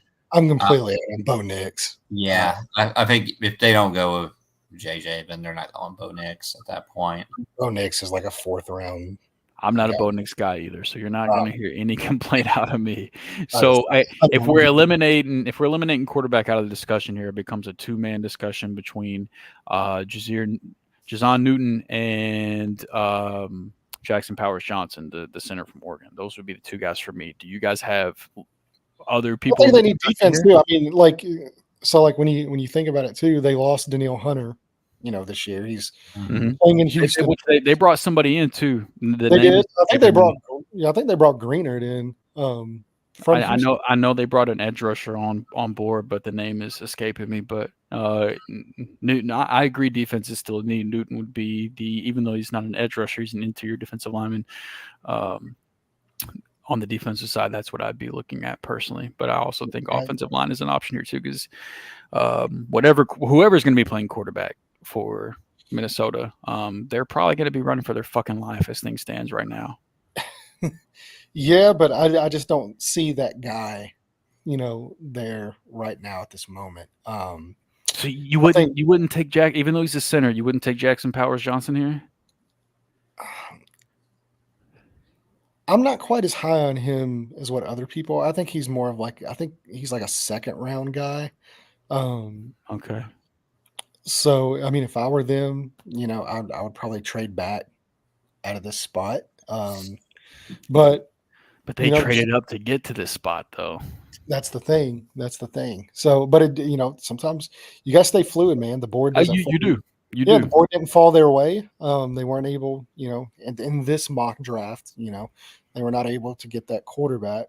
And so I think to me, you either look at offensive tackle, to put on the right side to pair with Christian Darrisaw, who's one of the best left tackles in football. And you just shore up both those tackle spots really well, maybe kick, somebody inside. Or, you go interior defensive line. Newton's on the board. I think he's clearly the best player available here. And you keep trying to build that defense up. So, because they need defensive help. They need somebody that's going to be able to stop the run, get after the quarterback. Interior pressure, what these defensive tackles are getting paid right now. Interior pressure is almost as important as edge rush at the moment. These guys are making top tier edge rusher money. Guards are starting to get paid more to try to protect against that Yeah, interior exactly. pressure. So I mean, you're kind of seeing like this shift right now to where like normally you would say like defensive tackle is not really a spot that you look for in the first round, but I mean, times are changing, man, and like that position's becoming a premium position in today's league. And I think you got a guy that's as talented as Newton there, at a spot that they need, at a position that's becoming more and more highly paid. Um, that's the direction that I could see them likely going in at that spot. And based off of their first round pick, earlier, because I forgot who do we have them grabbing? Quinyon Mitchell, corner out of Yeah, Toledo. yeah. I mean, you had Newton and Quinyon Mitchell in the first round. I mean, like, That's one hell of a first I mean, round. you're doing pretty damn good on rebuilding that defense, for them and helping them stay competitive in a tough division. So that's the direction I think they would go in at this point. If the draft fell this way, if they were not trading up, which we're not doing in this draft, that's where I would go. Sign me Jared, up. sign I have you no up. dog in this. I have no dog in this fight. I mean, it was. I thought they should go in the trenches one way or the other, and I do think Newton is the best player on the board. So, and I am a full believer of draft for best player available, do not draft for need. But this checks both boxes, so that works out for Minnesota. I do have Dallas's pick though. I do know. I do too. So They should take Kool-Aid. okay, so we don't agree. I think that they should take Brian Thomas Jr. here, to add to the receiver room. You've got 1 year left of Dak, and you've got CeeDee Lamb and the halfway version of Brandon Cooks. They let Gallup go too. Finally, Yeah. I mean, look, with their receiver room being bad as it is, and still not feeling like they need to hold on to Michael Gallup, like. I think you got if you want to do anything, I think you got to give Dak more weapons. And so we've got one vote for Kool-Aid and one vote for Brian Thomas Jr. So you either have to even broaden this discussion even more or I would go with higher. I would go with tackle for them. They lost. Okay, so Yeah. we're all over the think board they here. go offensive line. We know Their offensive line is in a bad spot. it's in a bad spot, and we know what kind of premium that Jerry Jones and the Cowboys have always placed on offensive linemen. Jerry also likes his shiny toys, and He does like his Brian shiny Thomas toys. Jr. jumps off the page. But you got to protect that. You gotta give him time. Got to protect the $40 million quarterback. Yeah. So I mean, to me, I would go tackle here. I would probably go Mims. At this spot, I think they could take a shot on him. You know, just based off of the measurables and all that. But just for this discussion purposes with you guys, I would kind of say that it, knowing how Jerry would operate, they would probably go with Brian Thomas Jr. All right, there we go. Let me get him up here. Brian Thomas Jr. to The Dallas Cowboys. Now we have Landon's second favorite team. So for those of you that stuck around that wanted to hear Landon's second favorite to go along with his where his heart really It might be my resides. first favorite right now. I don't know. The Green Bay Packers are on the clock. An impressive season last year. Extremely young team, and now they've got this first round pick. This would be if there's a team that is outside looking in of the first round and sees a guy that really sticks out at this point, and they want to trade up, they want to have the ability to give a guy a fifth-year option. This is another scenario where I would not be shocked to see Green Bay trade back out of the first round completely if we were doing trades, but we're not. So with Green Bay on the clock here, where do they go? Do they try to protect Jordan Love a little bit more? Yeah, absolutely. I think that's the route. That's the move. Because I mean, really, like you got to think like outside of maybe like they've got a really impressive, really young receiver room. Yeah, and I mean the running back. No need to go receiver here. Yeah, they just gave Josh Jacobs a good contract, at least for. Yeah, I mean, it could basically be a 1-year deal, but at least for this year, they're gonna have Josh Jacobs and they're gonna give him the ball a shit ton. So. Yeah, he's a workhorse back too. Yeah, he's going to be a workhorse for Green Bay this year. Yeah, they still got AJ Dillon there too. He's a nothing burger. He is nothing. Well, yeah, I know, but I mean, like they won't necessarily run Jacobs into the ground. I mean, they still have him for like goal line packages and stuff like that. So we'll see what happens with that. But yeah, I mean, you got to protect Jordan Love, and you just signed Josh Jacobs to that deal. You got to give him some running lanes to run. I think interior, defensive line could be a spot for them as well, but and maybe safety. They signed Xavier McKinney to a really nice deal. He's a really, really good safety. Only 24 years old. 24 years old. Free safe or hitting free agency. Hitting free agency. Yeah. But yeah, it's pretty similar. I think Latham here would be the direction to go in. Jared, any qualms with giving Jordan Love some protection here? Nope, protect him. Yep, I agree 100%. So we'll go with Latham. Let the best quarterback in the NFC, do his thing. Only because Caleb Williams hasn't officially been drafted to the NFC North yet. But I think Jordan Love's good, but Landon might be right. Like he might be top 3 at least in the NFC. Yeah, we're not going anywhere until this first round is done. Bro, he's easily top 3 in the NFC. I'm talking about I'm not all the way bought in with Jordan Love yet. I'm going to be honest. Dak, I feel much better about Jordan Love right now. I don't know how we can beginning of last year, and I did watch. I promise, I'm not talking out my ass here. I did watch, but I did not. It was not all rose petals for me whenever I watched. But that's what I'm saying. Like the first 6 weeks, yeah, I can understand the question marks. But once he's settled in, about like week 7, week 8, that dude played like a top 5. He's a top 5 quarterback. He balled out in the playoffs. Not just in the NFC. I mean, in football.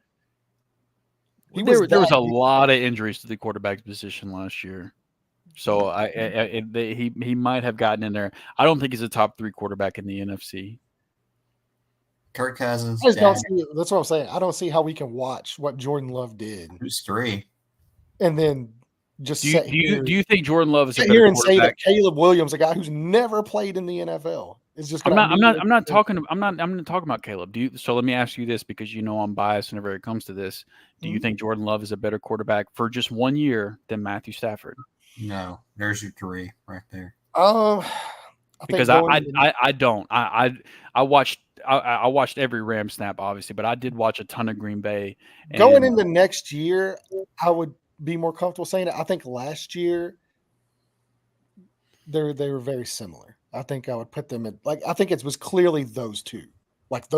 Clearly those two, and then a drop off. With how well Dak played last year, you don't think he's even in the conversation? Man. Yeah, I'm not. Dak played really well, man. Yeah, he was. He's the best quarterback in the NFC. I would have him at 3rd, but I think those two just made throws that I think were clearly head and shoulders. I'm really shocked. I don't. I'm smiling because I'm happy about it, but I'm really shocked you didn't throw Brock Purdy in that top 3 either. No. I mean, I think He's 4. I think he's 4 or 5.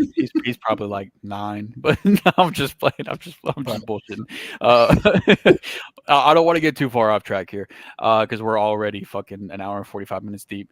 So I mean, so Green Bay, they need offensive linemen. We pretty much agree across the board. JC Latham, we'll give him some protection because this one's easy for me too. I feel about Jordan Love. There's no doubt they're going to put him in a position to succeed because that's what Green Bay does. They find quarterbacks and then they develop players around them like nobody's business. All right, so Tampa, you said this one's easy. What direction are they going? I mean, they brought back Mike Evans, they brought back Baker Mayfield. So what are they gonna do, Landon? Even as much as like I said, I'm not as high on like Jackson Powers Johnson as being just like this surefire first round center. I think that's clearly the direction they need to go in, and I think he's a good enough. Like at pick 26, I would be That's a second round pick. More. Yeah, I would be comfortable making that selection here. For them, I think they need interior guys in a bad way there. If it didn't happen this pick, I was going to fight for it to happen next pick with Arizona. So I'm good with that happening right here too. Jared, you good with them giving them some interior protection? I think that even being a center, I think he's well worth this pick. And honestly, I would not be mad at any team for taking him higher than this pick either. All right, so 27, Arizona. We've given him Marvin Harrison Jr. already. I think that this is another prime opportunity for them to trade back. But if they do not trade back, I agree. I think that corner is the route to go. Yeah, and I think it's Kool-Aid. Jared has been banging the table for Kool-Aid for. He just likes the name. It's a great name. It is an elite name. I can't. He's even talented. And he is talented too. He's a good player. You don't get to Alabama for not being talented. That is for certain. So, I have no problem with that pick at all. And then this one becomes another layup for me because there is no way in hell to me they don't draft a receiver after trading Stephon Diggs. So now let's just go to the receivers. Because I do think once Brian Thomas Jr. comes off the board, it becomes a discussion of which receiver should come off the board next. I like A.D. Mitchell a lot. I know Ladd McConkey is a fan favorite. Not a fan. Troy Franklin. I like Troy Franklin quite a bit, but I think that he's going to end up being a second-round pick. Roman Wilson, in my opinion, has no business getting picked in the first round. Same with Ricky Pearsall. Same with Jermaine Burton. Keon Coleman better than I don't like Keon Coleman more than AD, Ladd, or Troy Franklin, but I don't get the AD hype outside of the workouts. Like I just don't get it. Because I mean, the 40. I get the 40 time and the height and the weight and the speed. Like I get the RAS score. I see that, but when I watch him play, he takes plays off. He take plays off. Yeah. He doesn't block in the run game. He doesn't play like a 4-3 guy. I don't see that. I disagree with that. I think his speed pops up whenever he really is. There's a difference because he ran close to what Xavier Worthy ran, right? Like they were. I mean, well, not way to just. I mean, like Brian Thomas Jr. Like Brian Thomas Jr. That's what I meant. He played. They ran very similar. Him and Brian Thomas Jr. Troy Franklin's explosive. And Brian Thomas Jr. I think plays. Troy is so much more explosive than what AD. This is my issue with this right here because on tape it is very, very easy to come to that conclusion if you don't factor in quarterback play. But I'm just talking about the routes, and I'm not talking about production. Well, no, but AD Mitchell's long routes were shot before they even began because of Texas's offense and because of Quinn Ewers' lack of ability to drive the ball down the field. Jaden Daniels was bar none the best deep passer in college last year. Like wasn't even a contest. The dude was so incredible as a deep passer. And Brian Thomas's best attribute is getting off the line quickly and getting deep. Like, I mean, I'm not convinced if you don't switch those guys. If you switch Brian Thomas Jr., you put him in Texas's offense across from Xavier Worthy, who again another Xavier Worthy, another great deep threat that his A dot numbers were terrible because Quinn Ewers could not hit the deep ball to save his fucking life last year. And I think that was part of A.D. Mitchell's problem. I do not think A.D. Mitchell wanted to play in Texas last year that bad. But if you just some backstory on A.D. Mitchell, the dude had a baby with a girl that lived close to the University of Texas. And so he transferred from Georgia to Texas to be closer to his child. And I think that his numbers took a hit for that because I don't think that he was a very good fit with Quinn Ewers and what he does. And if you put him in LSU's offense with Jaden Daniels, I think his numbers would look a lot different. And then if you put Brian Thomas Jr. in Texas with Quinn Ewers, I also think we would feel differently about him. So that's kind of just my and AD Mitchell. If you look at Matt Harmon's reception perception numbers for AD Mitchell, the dude can run pretty much every route you want. Well, I agree. That's what I was going to say. That's the point I was going to make. I think AD Mitchell is more well-rounded right now than what Brian Thomas Jr. is. I agree there. I think he's a better route runner. But I have questions about the hands. I have questions about I don't have questions about his hands at all. About the work ethic. I have questions about. That's the only thing that kind of is a red flag for me is the fact that he openly admitted that he took plays off in college. Like if I knew the ball wasn't coming to me, I didn't really run my route. Yeah. See, so I'm saying I don't agree, but I do. So I think culture will be a big thing, and maybe going to a Sean McDermott coach team wouldn't be the best thing for AD Mitchell. I don't know, man. He runs maybe I don't know if AD Mitchell also really can like get motivation from terrorism. Maybe he does like it there. I don't know, but I think that for me at this point, I think AD Mitchell is the best available receiver. I get the reservations 100% because of him taking off plays in college and things like that. But I just think that and I know his analytical profile sucks, like his yards per route run, things like that. They are not good. Like they're bad. But I watching the film, he's so good in the red zone. High pointing balls, the point of contact, things like that. He's so good. He's a good route runner.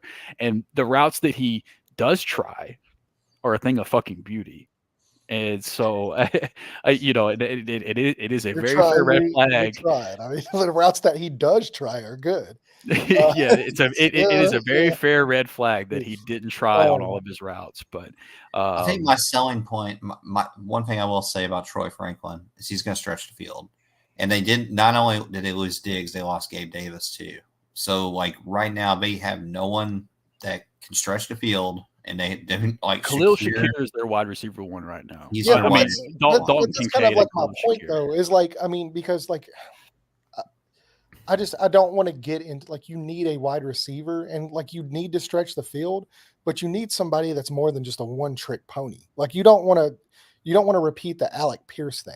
Right. That's what Keon Coleman is also a one-trick pony. He's just I disagree. I don't think he is at all. He's not near the route runner that AD is. People got too hyped up about him, how fast is his 40, and it has nothing to do with his 40. It's the tape. The separation, issues in separation matters in college. Yeah, I agree. You can't separate in college. You're not going to be able to separate in the pros. No, I agree, but I think that was more due to what he was asked to do in the I don't think that's who he is. I don't know, man. I think Keon Coleman's a really good player, but regardless, I agree that I do think the Bills would take AD Mitchell or Xavier Worthy. Would be the pick here. Yeah, I think Xavier Worthy. I don't know if he would be the pick here, but he's my Xavier Worthy is my next available receiver. If you just look for my rankings are for fantasy, so it's not fantasy in real life. NFL football is not apples to apples, but pre-draft Xavier Worthy is my wide receiver 5, which is at the point with Brian Thomas off the board. That's where we're at. But NFL wise, I think AD Mitchell would be the next pick just because of his prototypical size and then what he did at the combine. I think he would be the next guy to come off the board personally. Yeah. So yeah, I agreed. I would lock the pick in here. I agree with you. I get the concerns about AD Mitchell, and I don't think that there is a clear. Honestly, after Romo Dunze, I don't think there's a clear answer of what the receiver position could be because it's kind of like what your flavor is. Brian Thomas Jr. is. I know he a lot of people's wide receiver 4. He is technically my wide receiver 4 pre-draft as well for fantasy purposes, but he didn't do a ton prior to last year either. And I kind of give LSU and Ohio State those are two receiver rooms that I kind of give guys a pass where like if you don't Well, I think his pro day answered a lot too. Like whenever they were asking him to run routes, like different routes that he didn't run, due to Malik Neighbors, of course, being there. Malik Neighbors was their guy that they kind of relied on for that type of stuff. And Brian Thomas was more the guy that, stretch the field, take the, coverage away from Neighbors. But at their pro day, they kind of, asked him to run more routes than what he did in college. And they looked crisp. They looked smooth. They looked good. So I think there's a lot more to tap in there than just a guy that's just a deep threat. I think he's more than just a deep threat too. But I give LSU and Ohio State specifically, I give those guys a pass if they don't contribute immediately because there's always so many talented guys ahead of them on the depth chart that are older that we're like, if you're playing receiver for one of those two colleges and you take a little bit to break out, I ding you a little bit. Like early production is important for me for college prospects because like Xavier Legette is a guy a lot of people like. If you had to wait until your 5th year in college to produce whenever you're just a man amongst boys at that point, I'm not that interested because once you get to the NFL level, you are no longer a man amongst boys. You are just a boy amongst men. And even a guy as big as Xavier Legette, at that point, he is a man amongst men in terms of his stature. There's also a lot of like outside factors. Yeah. There was similar to what you were talking about with AD Mitchell. Xavier Legette is a guy that I'm fully rooting for because his story, like even going back to high school, his story is insane. From like being a receiver to his high school coach converting him to quarterback just because he's so fucking athletic. We're like, hey, we just need you to touch the ball every play. To like him having issues with family members passing away and things like that, and like he has had a fucking tough go at it. There's a lot going on there. I want him to succeed, but this is like the first year he like kind of had stability, and you really kind of saw what happened. Yeah, but like I think his 5th year in college was his first year with over like 400 receiving yards in college. It's just like, man, like that's normally guys with that profile, they don't. Guys with late breakouts. Yeah, I agree. But they're typically also not built the way Xavier Legette is built either. Yeah, so, but so that he's a guy that I'm not putting my money on to succeed, but I'm rooting for to no end because his story has been so insane. I'd love to see him succeed. But we got AD Mitchell going to the Bills at 28, pick 29. The Detroit Lions, a team that Jared Goff. It sounds like he's worked his way into an extension. I know they took Hendon Hooker on day 2 last year. As far as quarterback goes, they lost one of their offensive linemen over to the Rams this year, so they need a little bit of help on offensive line. They also need help on the defensive side of the ball. Lord knows at corner and on the defensive line. So what direction do the Lions go here at the back of the first? I think edge. I agree. For them. I think you look at it, for me, like a guy like Chop Robinson, Darius Robinson, those type of players, I think could fit really well into what they like to do along the defensive line, especially, obviously having Aiden Hutchinson on the other side of you, it definitely doesn't helps. Hurt. So for me, I think Darius Robinson is going to go a lot higher than what people think. I think he goes in the first round. Chop would have been my guess for this pick. I know he's a little bit more of a project, but just I think it's actually kind of the opposite. Where I think Darius Robinson ends up going in the first round, I think Chop Robinson ends up being the guy that drops. Interesting. But I think either way you go, whichever Robinson you want to pick here. Jared, did I hear you say Chop too? I'm on Chop. Yeah, I don't have an issue here. All right, that's 2 or 3 for Chop there. So we'll just to keep the train moving, we will get Chop Robinson to the Lions at pick 29, then pick 30. The 2-time NFL MVP, not bad for a running back, Lamar Jackson, and the Baltimore Ravens. Let's give him another weapon. I agree. I agree, man. I gave him a weapon the last mock draft that we did, and I think that I think that's the route they need to go back to back. I know they took Zay Flowers last year. Mark Andrews, It you hope worked that out he's great. coming back healthy. Zay Flowers wasn't bad, but he is He got a a little bit of he had a hot start, and then he kind of had a fall off there. He hit that rookie wall. he did, and then he had some strong games to end the year as well. I think Zay Flowers will continue to be a really solid contributor. You still holding on to Bateman? As an inside receiver. No. I am still holding hope on Bateman. You know how I feel about him, and I know that's why I was asking. He's had some really unfortunate injury luck the last couple years, but I mean if they don't take a receiver in round one, the room is there for him to be able to make an impact if he can stay healthy. That's the only question for me. Whenever he has been healthy prior to last year, he has made splash plays and been a difference maker in that offense. And Lamar, if you listen to any press conference where Lamar talks about Rashad Bateman, he always speaks highly of him. So I'm the wrong person to ask about Rashad Bateman, because this is the make it or break a year for me, because as things look, he's coming into this offseason completely healthy. He finally doesn't have any injury issues. OBJ is gone. The room is there for him to make an impact, but I still think the defense is good enough already, and the issues the offensive line might have, Lamar is enough of a difference maker to make up for that, to where I think you just need to continue to give him weapons. OBJ still there. No, OBJ was on a 1-year contract. He's currently still a free agent. So okay. Is this where we go Xavier Worthy? He's out on the market. I would love Xavier Worthy with Lamar's arm and what he's able to do down deep. What's up, Jorge? What's happening, baby?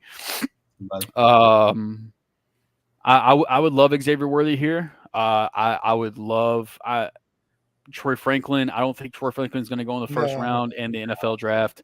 I think Xavier Worthy played himself into the first round with his combine performance. We shouldn't double count this. Like, if you watch film, you know it too. I think they need Xavier Worthy's fast. That's true. That's true. They do need O-line. And you've got Mims on the board still, who is I think Guyton's really good. So that would be the choice for me, is do we go a big play receiver, or do we give Lamar some more protection? Because I do think he can, with the receivers they have there, I think he can make it work. I agree. I would personally, for me, I would go offensive line here. I would pick a guy. Yeah. I would take Tyler Guyton. That feels like a Baltimore Ravens pick. Like, yeah. we're talking about, we said at the beginning, we're doing what we think the NFL teams will do, not what we think they should do. And I think that I would agree, even though I would love to see them surround Lamar with another playmaker. I think that they go offensive line here. Yeah. Yeah. After hearing it out, they do need another offensive lineman, because I think they've got to eventually beat Kansas City in the playoffs. And I think they had better weapons last year than what Kansas City did, and they just could not protect Lamar in that game. So Landon, you said Guyton over Mims here?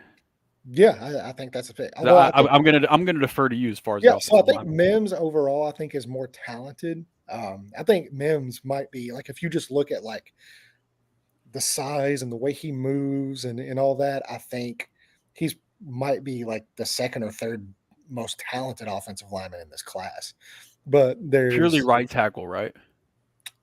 Yeah, I mean, I think that's probably where he would play, but I wouldn't have any qualms if you wanted to kick him over, but I think he's probably more natural at that right tackle spot. But yeah, I mean, the talent's there, but he hasn't played a lot of football. You didn't see a lot. Yeah, it's wild. So I mean, like, the injuries, all that kind of stuff is kind of where you got to be really comfortable with your projection on what he can be as opposed to what he is right now. But I think talent wise, he's clearly the best tackle on the board. But I think Guyton I think he's a really talented guy, and I think he's safer. He's a guy that's played and performed at a high level for multiple years now at Oklahoma. So, I I think don't I think he's a guy at Baltimore. left tackle as well. I think you can put him at left tackle. I don't think Baltimore's in a position to try to take risks on projects Yeah, at this point. Like they're in really it. Yeah, shooting they're in it for now. now. They're going all in. Derrick Henry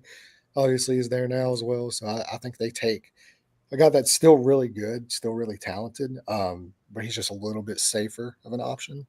Okay, And then let's give them Tyler Guyton then, and then we still might Mims might not have to wait much longer to hear his name no, called. because I think think he makes Mims a lot goes of right sense here. right here. Yeah, I Right. agree. That's kind of what I was thinking. Is I think Mims, we've seen San Francisco take big risks on guys. Sometimes it's kind of bit them in the butt, but a lot of the times it doesn't. A lot of the times it ends up working out for them, and Yeah. they end up getting a player that should not have been. Hindsight 2020. Looking back, you're just like, man, how did that guy fall? You know, to that spot. And so I think that could very much be the case here with Mims, where we could be looking back at this draft in 3 or 4 years and we're saying, like, how did that guy get picked? How the hell did he make it there? Yeah, right. Now this last pick becomes extremely easy for me, and I know I know that Kyle, the resident He Chiefs wanted fan, McConkey. he wanted Lad McConkey no matter what. I do not think that that's the pick. No, it's Worthy, right? It is Xavier Worthy. You've got to go Worthy here. You have to. You The have to. Tyreek Hill clone. I am not going to compare him to Tyreek Hill, but I will tell you he is Xavier Worthy to the Chiefs of Patrick Mahomes is much, much more than just the very simple fast guy runs fast and guy with big arm throws far. Like, it is not that simple. Like, Xavier Worthy is a strong route runner. I know he's undersized, but good after the catch, man. He can break tackles. He can shed tackles. His route tree is very underrated, and he's Andy Reid. You cannot team a guy like that. Oof. That is my number one wish for Xavier Worthy, is for him to land not just Andy Reid. Andy Reid is on the list. Obviously, he's at the top of the list, but just let him land with an offensive-minded coach that understands how to properly utilize him and that understands the fact he is not just a guy that you have to send on go routes every single fucking rep. Shane Steichen. I would not be mad about it if you guys found a way to trade back up or to trade back, whatever the case may be. They've done a lot of work with Xavier Worthy. The Colts. I would not be mad about it at all. I think that the 4.2, the 40 speed breaking record, that is being overplayed. And then I saw a graphic on Twitter that bugged the fuck out of me because it was a list of Xavier Worthy with all the other receivers that have ran really high 40s that were bust. And on the surface, if you just look at that list, you're like, oh man, that sucks. Like, Xavier Worthy's not in good company. But then if you go compare their college production to Xavier Worthy, Xavier Worthy outproduced the majority of those guys just in his freshman season alone. It matters. Fuck what he did the next 2 years. Just look at his freshman year at Texas, and he outproduced those guys. And then you already heard my rant with AD Mitchell about Quinn Ewers' ability or lack of ability to stretch the field. Like, it's not. It doesn't take rocket science to see why Xavier Worthy's counting stats didn't look as good as you would think that they would whenever Ewers just could not push the ball down the field.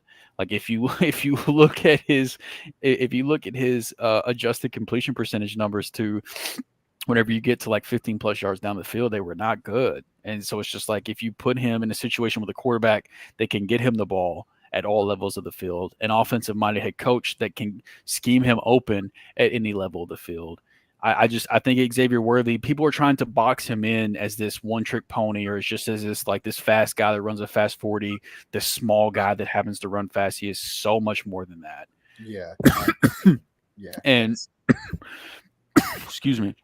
I think with 32, Kansas City, the need they have for a receiver, what they have in terms of Andy Reid as a play caller, and Patrick Mahomes as a quarterback being able to hit any receiver at any level at any point, his ability to extend play. Just think about a corner trying to cover Xavier Worthy while Pat Mahomes is free balling in the backfield, and he's doing what he does. And they got to worry extending the about play. Travis Kelce still. Yeah. Like it just imagine trying if those two guys get on the same page with what Mahomes can do to extend the play.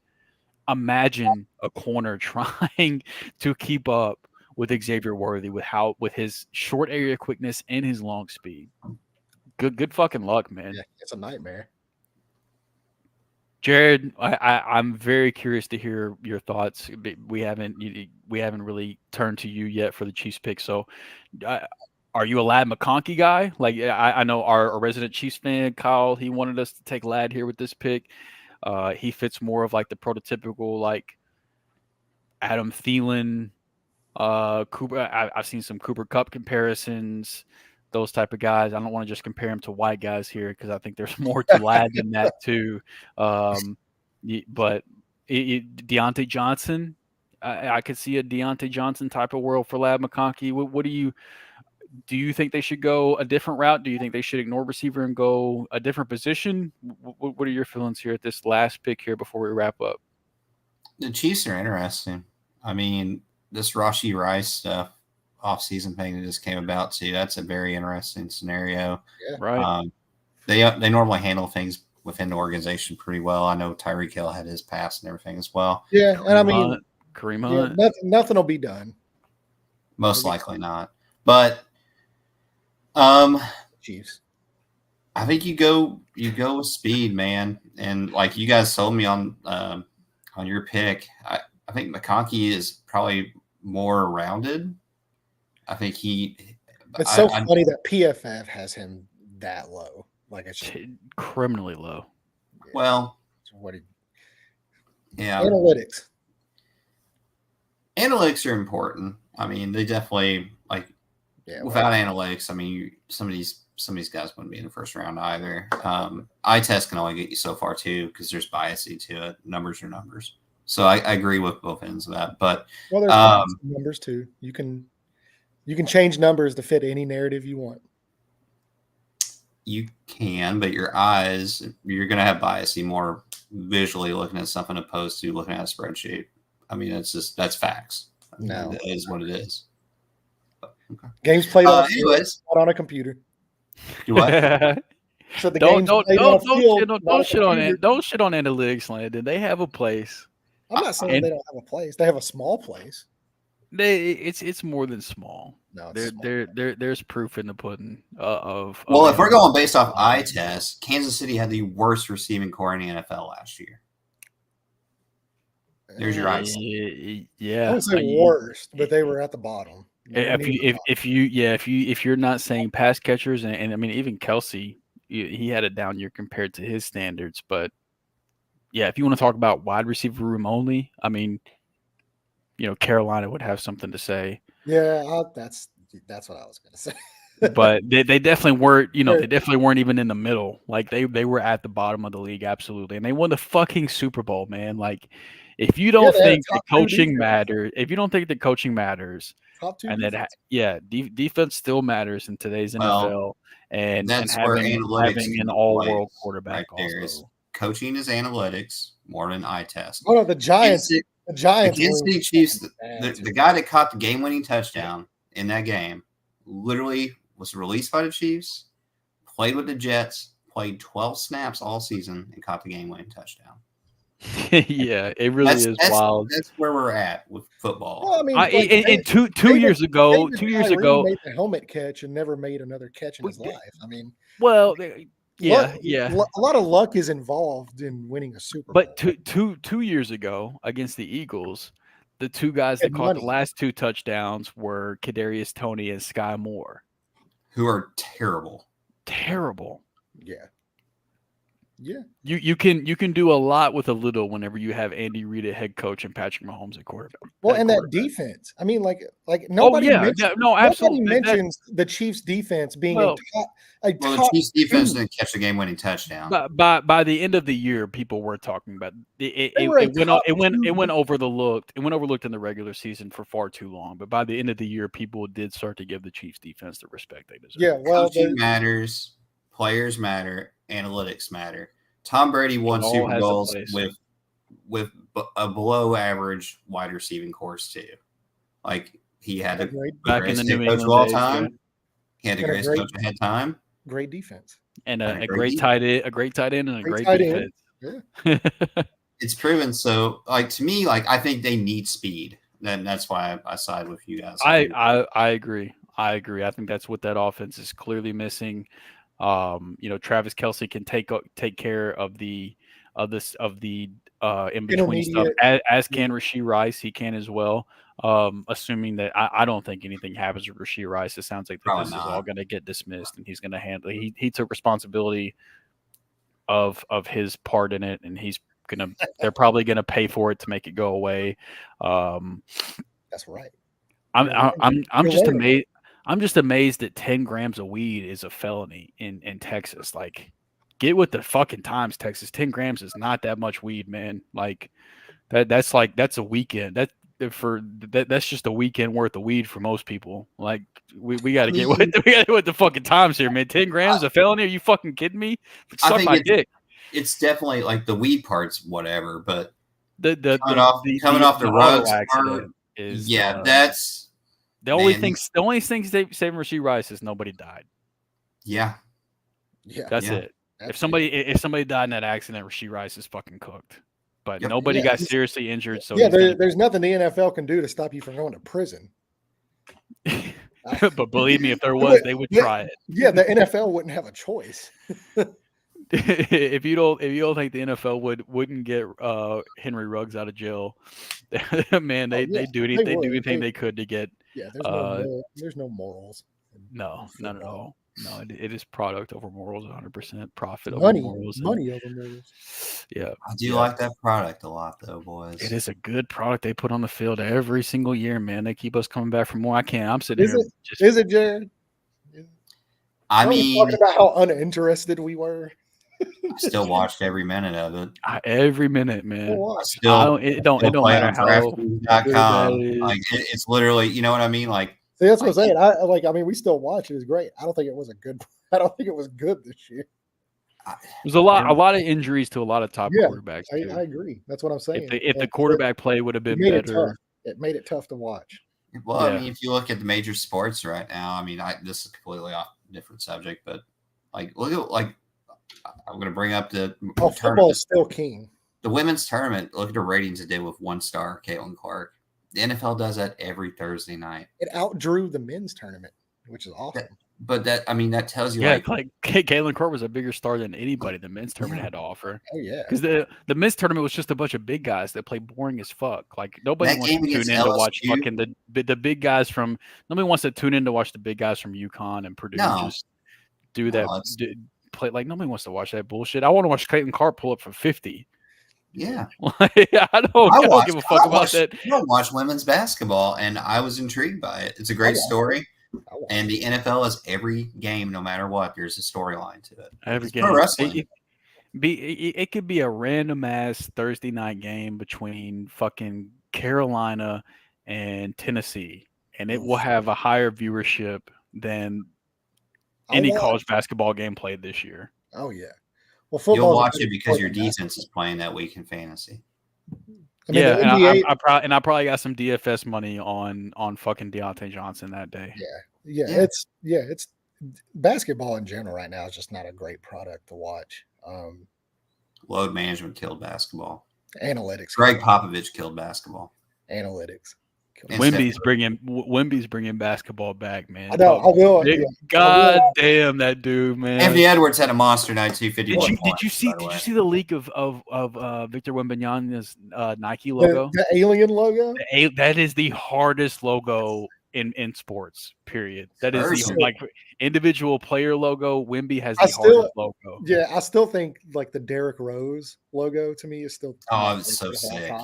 Yeah, the Wemby, like that one's up there for sure. So. Yeah, that Wemby logo is hard as fuck. And that dude is a true alien. We're almost hitting midnight on the East Coast. We got almost 300 people in here. I know a lot of you guys. God bless you souls that are hanging out still. Thank you guys so much for joining us. I got to work in the morning. I know y'all got to work in the morning. It's hard times out here, man. It's hard times. but we do this because it's something we love to do. For the love of the game.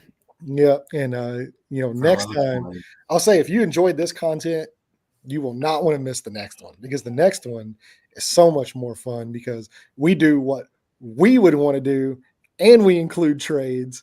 We're like, this is like our dream draft on how it ends up. We go full Thunderdome for the last month. It is nuts. We get crazy with it. Not unrealistic. We keep it, still realistic, but Yeah. I mean, we pick on, what we want to see happen, the trades. Yeah, there's just a lot of movement, a lot of fun. It's way better than, just kind of sticking to the board and, keeping everything kind of vanilla just for, team's sakes, and I will say, normally this podcast is very, very accurate, if I must say so. The last couple of years, we've done all right. Since we've been doing this, I believe we've outproduced ESPN, The Athletic, Fox Sports, CBS. I think our accuracy hasn't been bad the last 2 years. Has been pretty decent. So, yeah. Before I forget, too, a girl I went to high school with literally had a top 10 bracket on ESPN.com. Damn. I don't know what she finished. I need to look it up. That's crazy. Yeah. What a wild fucking tournament it was, too. It ended up being pretty chalk at the end, but to get there, though, was pretty crazy. Yeah. What a wild time to be alive. What a time to be alive. It is. It's great. Every day we wake up is a glorious day. So we'll continue that moving forward. My birthday is actually in a couple of days, or actually in like a day now. It's on Thursday. So, right. Great way to kick off my birthday week, sitting here with you guys, grinding out a mock, talking some football, talking some wrestling, talking about some Chiefs cheating to win Super Bowls. All that stuff. But yeah, like I said, if you guys enjoy this content, just make sure you follow all of us on Twitter. Obviously our Twitter handles are right there. You can see it, with Drew and Jared's names. And if you follow me, thank you so much. I just recently hit 4,000, followers on Twitter. So well deserved, man. I don't know how many of them are real. Still underrated. Yeah. I don't know how many of them are real, because Elon's kind of like wrecked, that platform. I can't remember my login to Twitter. That's a problem. I bet you have at least a few new followers, because the porn bots are wild on Twitter right now. Oh my gosh, I gotta figure out this. I can't have anything without some kind of hidden nudes in bio. Yeah, I've hidden all words and blocked everything I can, and somehow they keep coming. Pause. Yeah, pause. But it's that platform is ridiculous right now. But if you do follow me, thank you so much for the support. If you would give these guys a follow, like and subscribe to the YouTube channel. We appreciate all the support to where we're able to put out this kind of stuff and have so many viewers watching with us, and it's just always a good time. And I'm ready to get wild on the next one for sure. It's gonna be a good one. Absolutely. Appreciate you guys tuning in. We'll see you next time. Until then, toodles.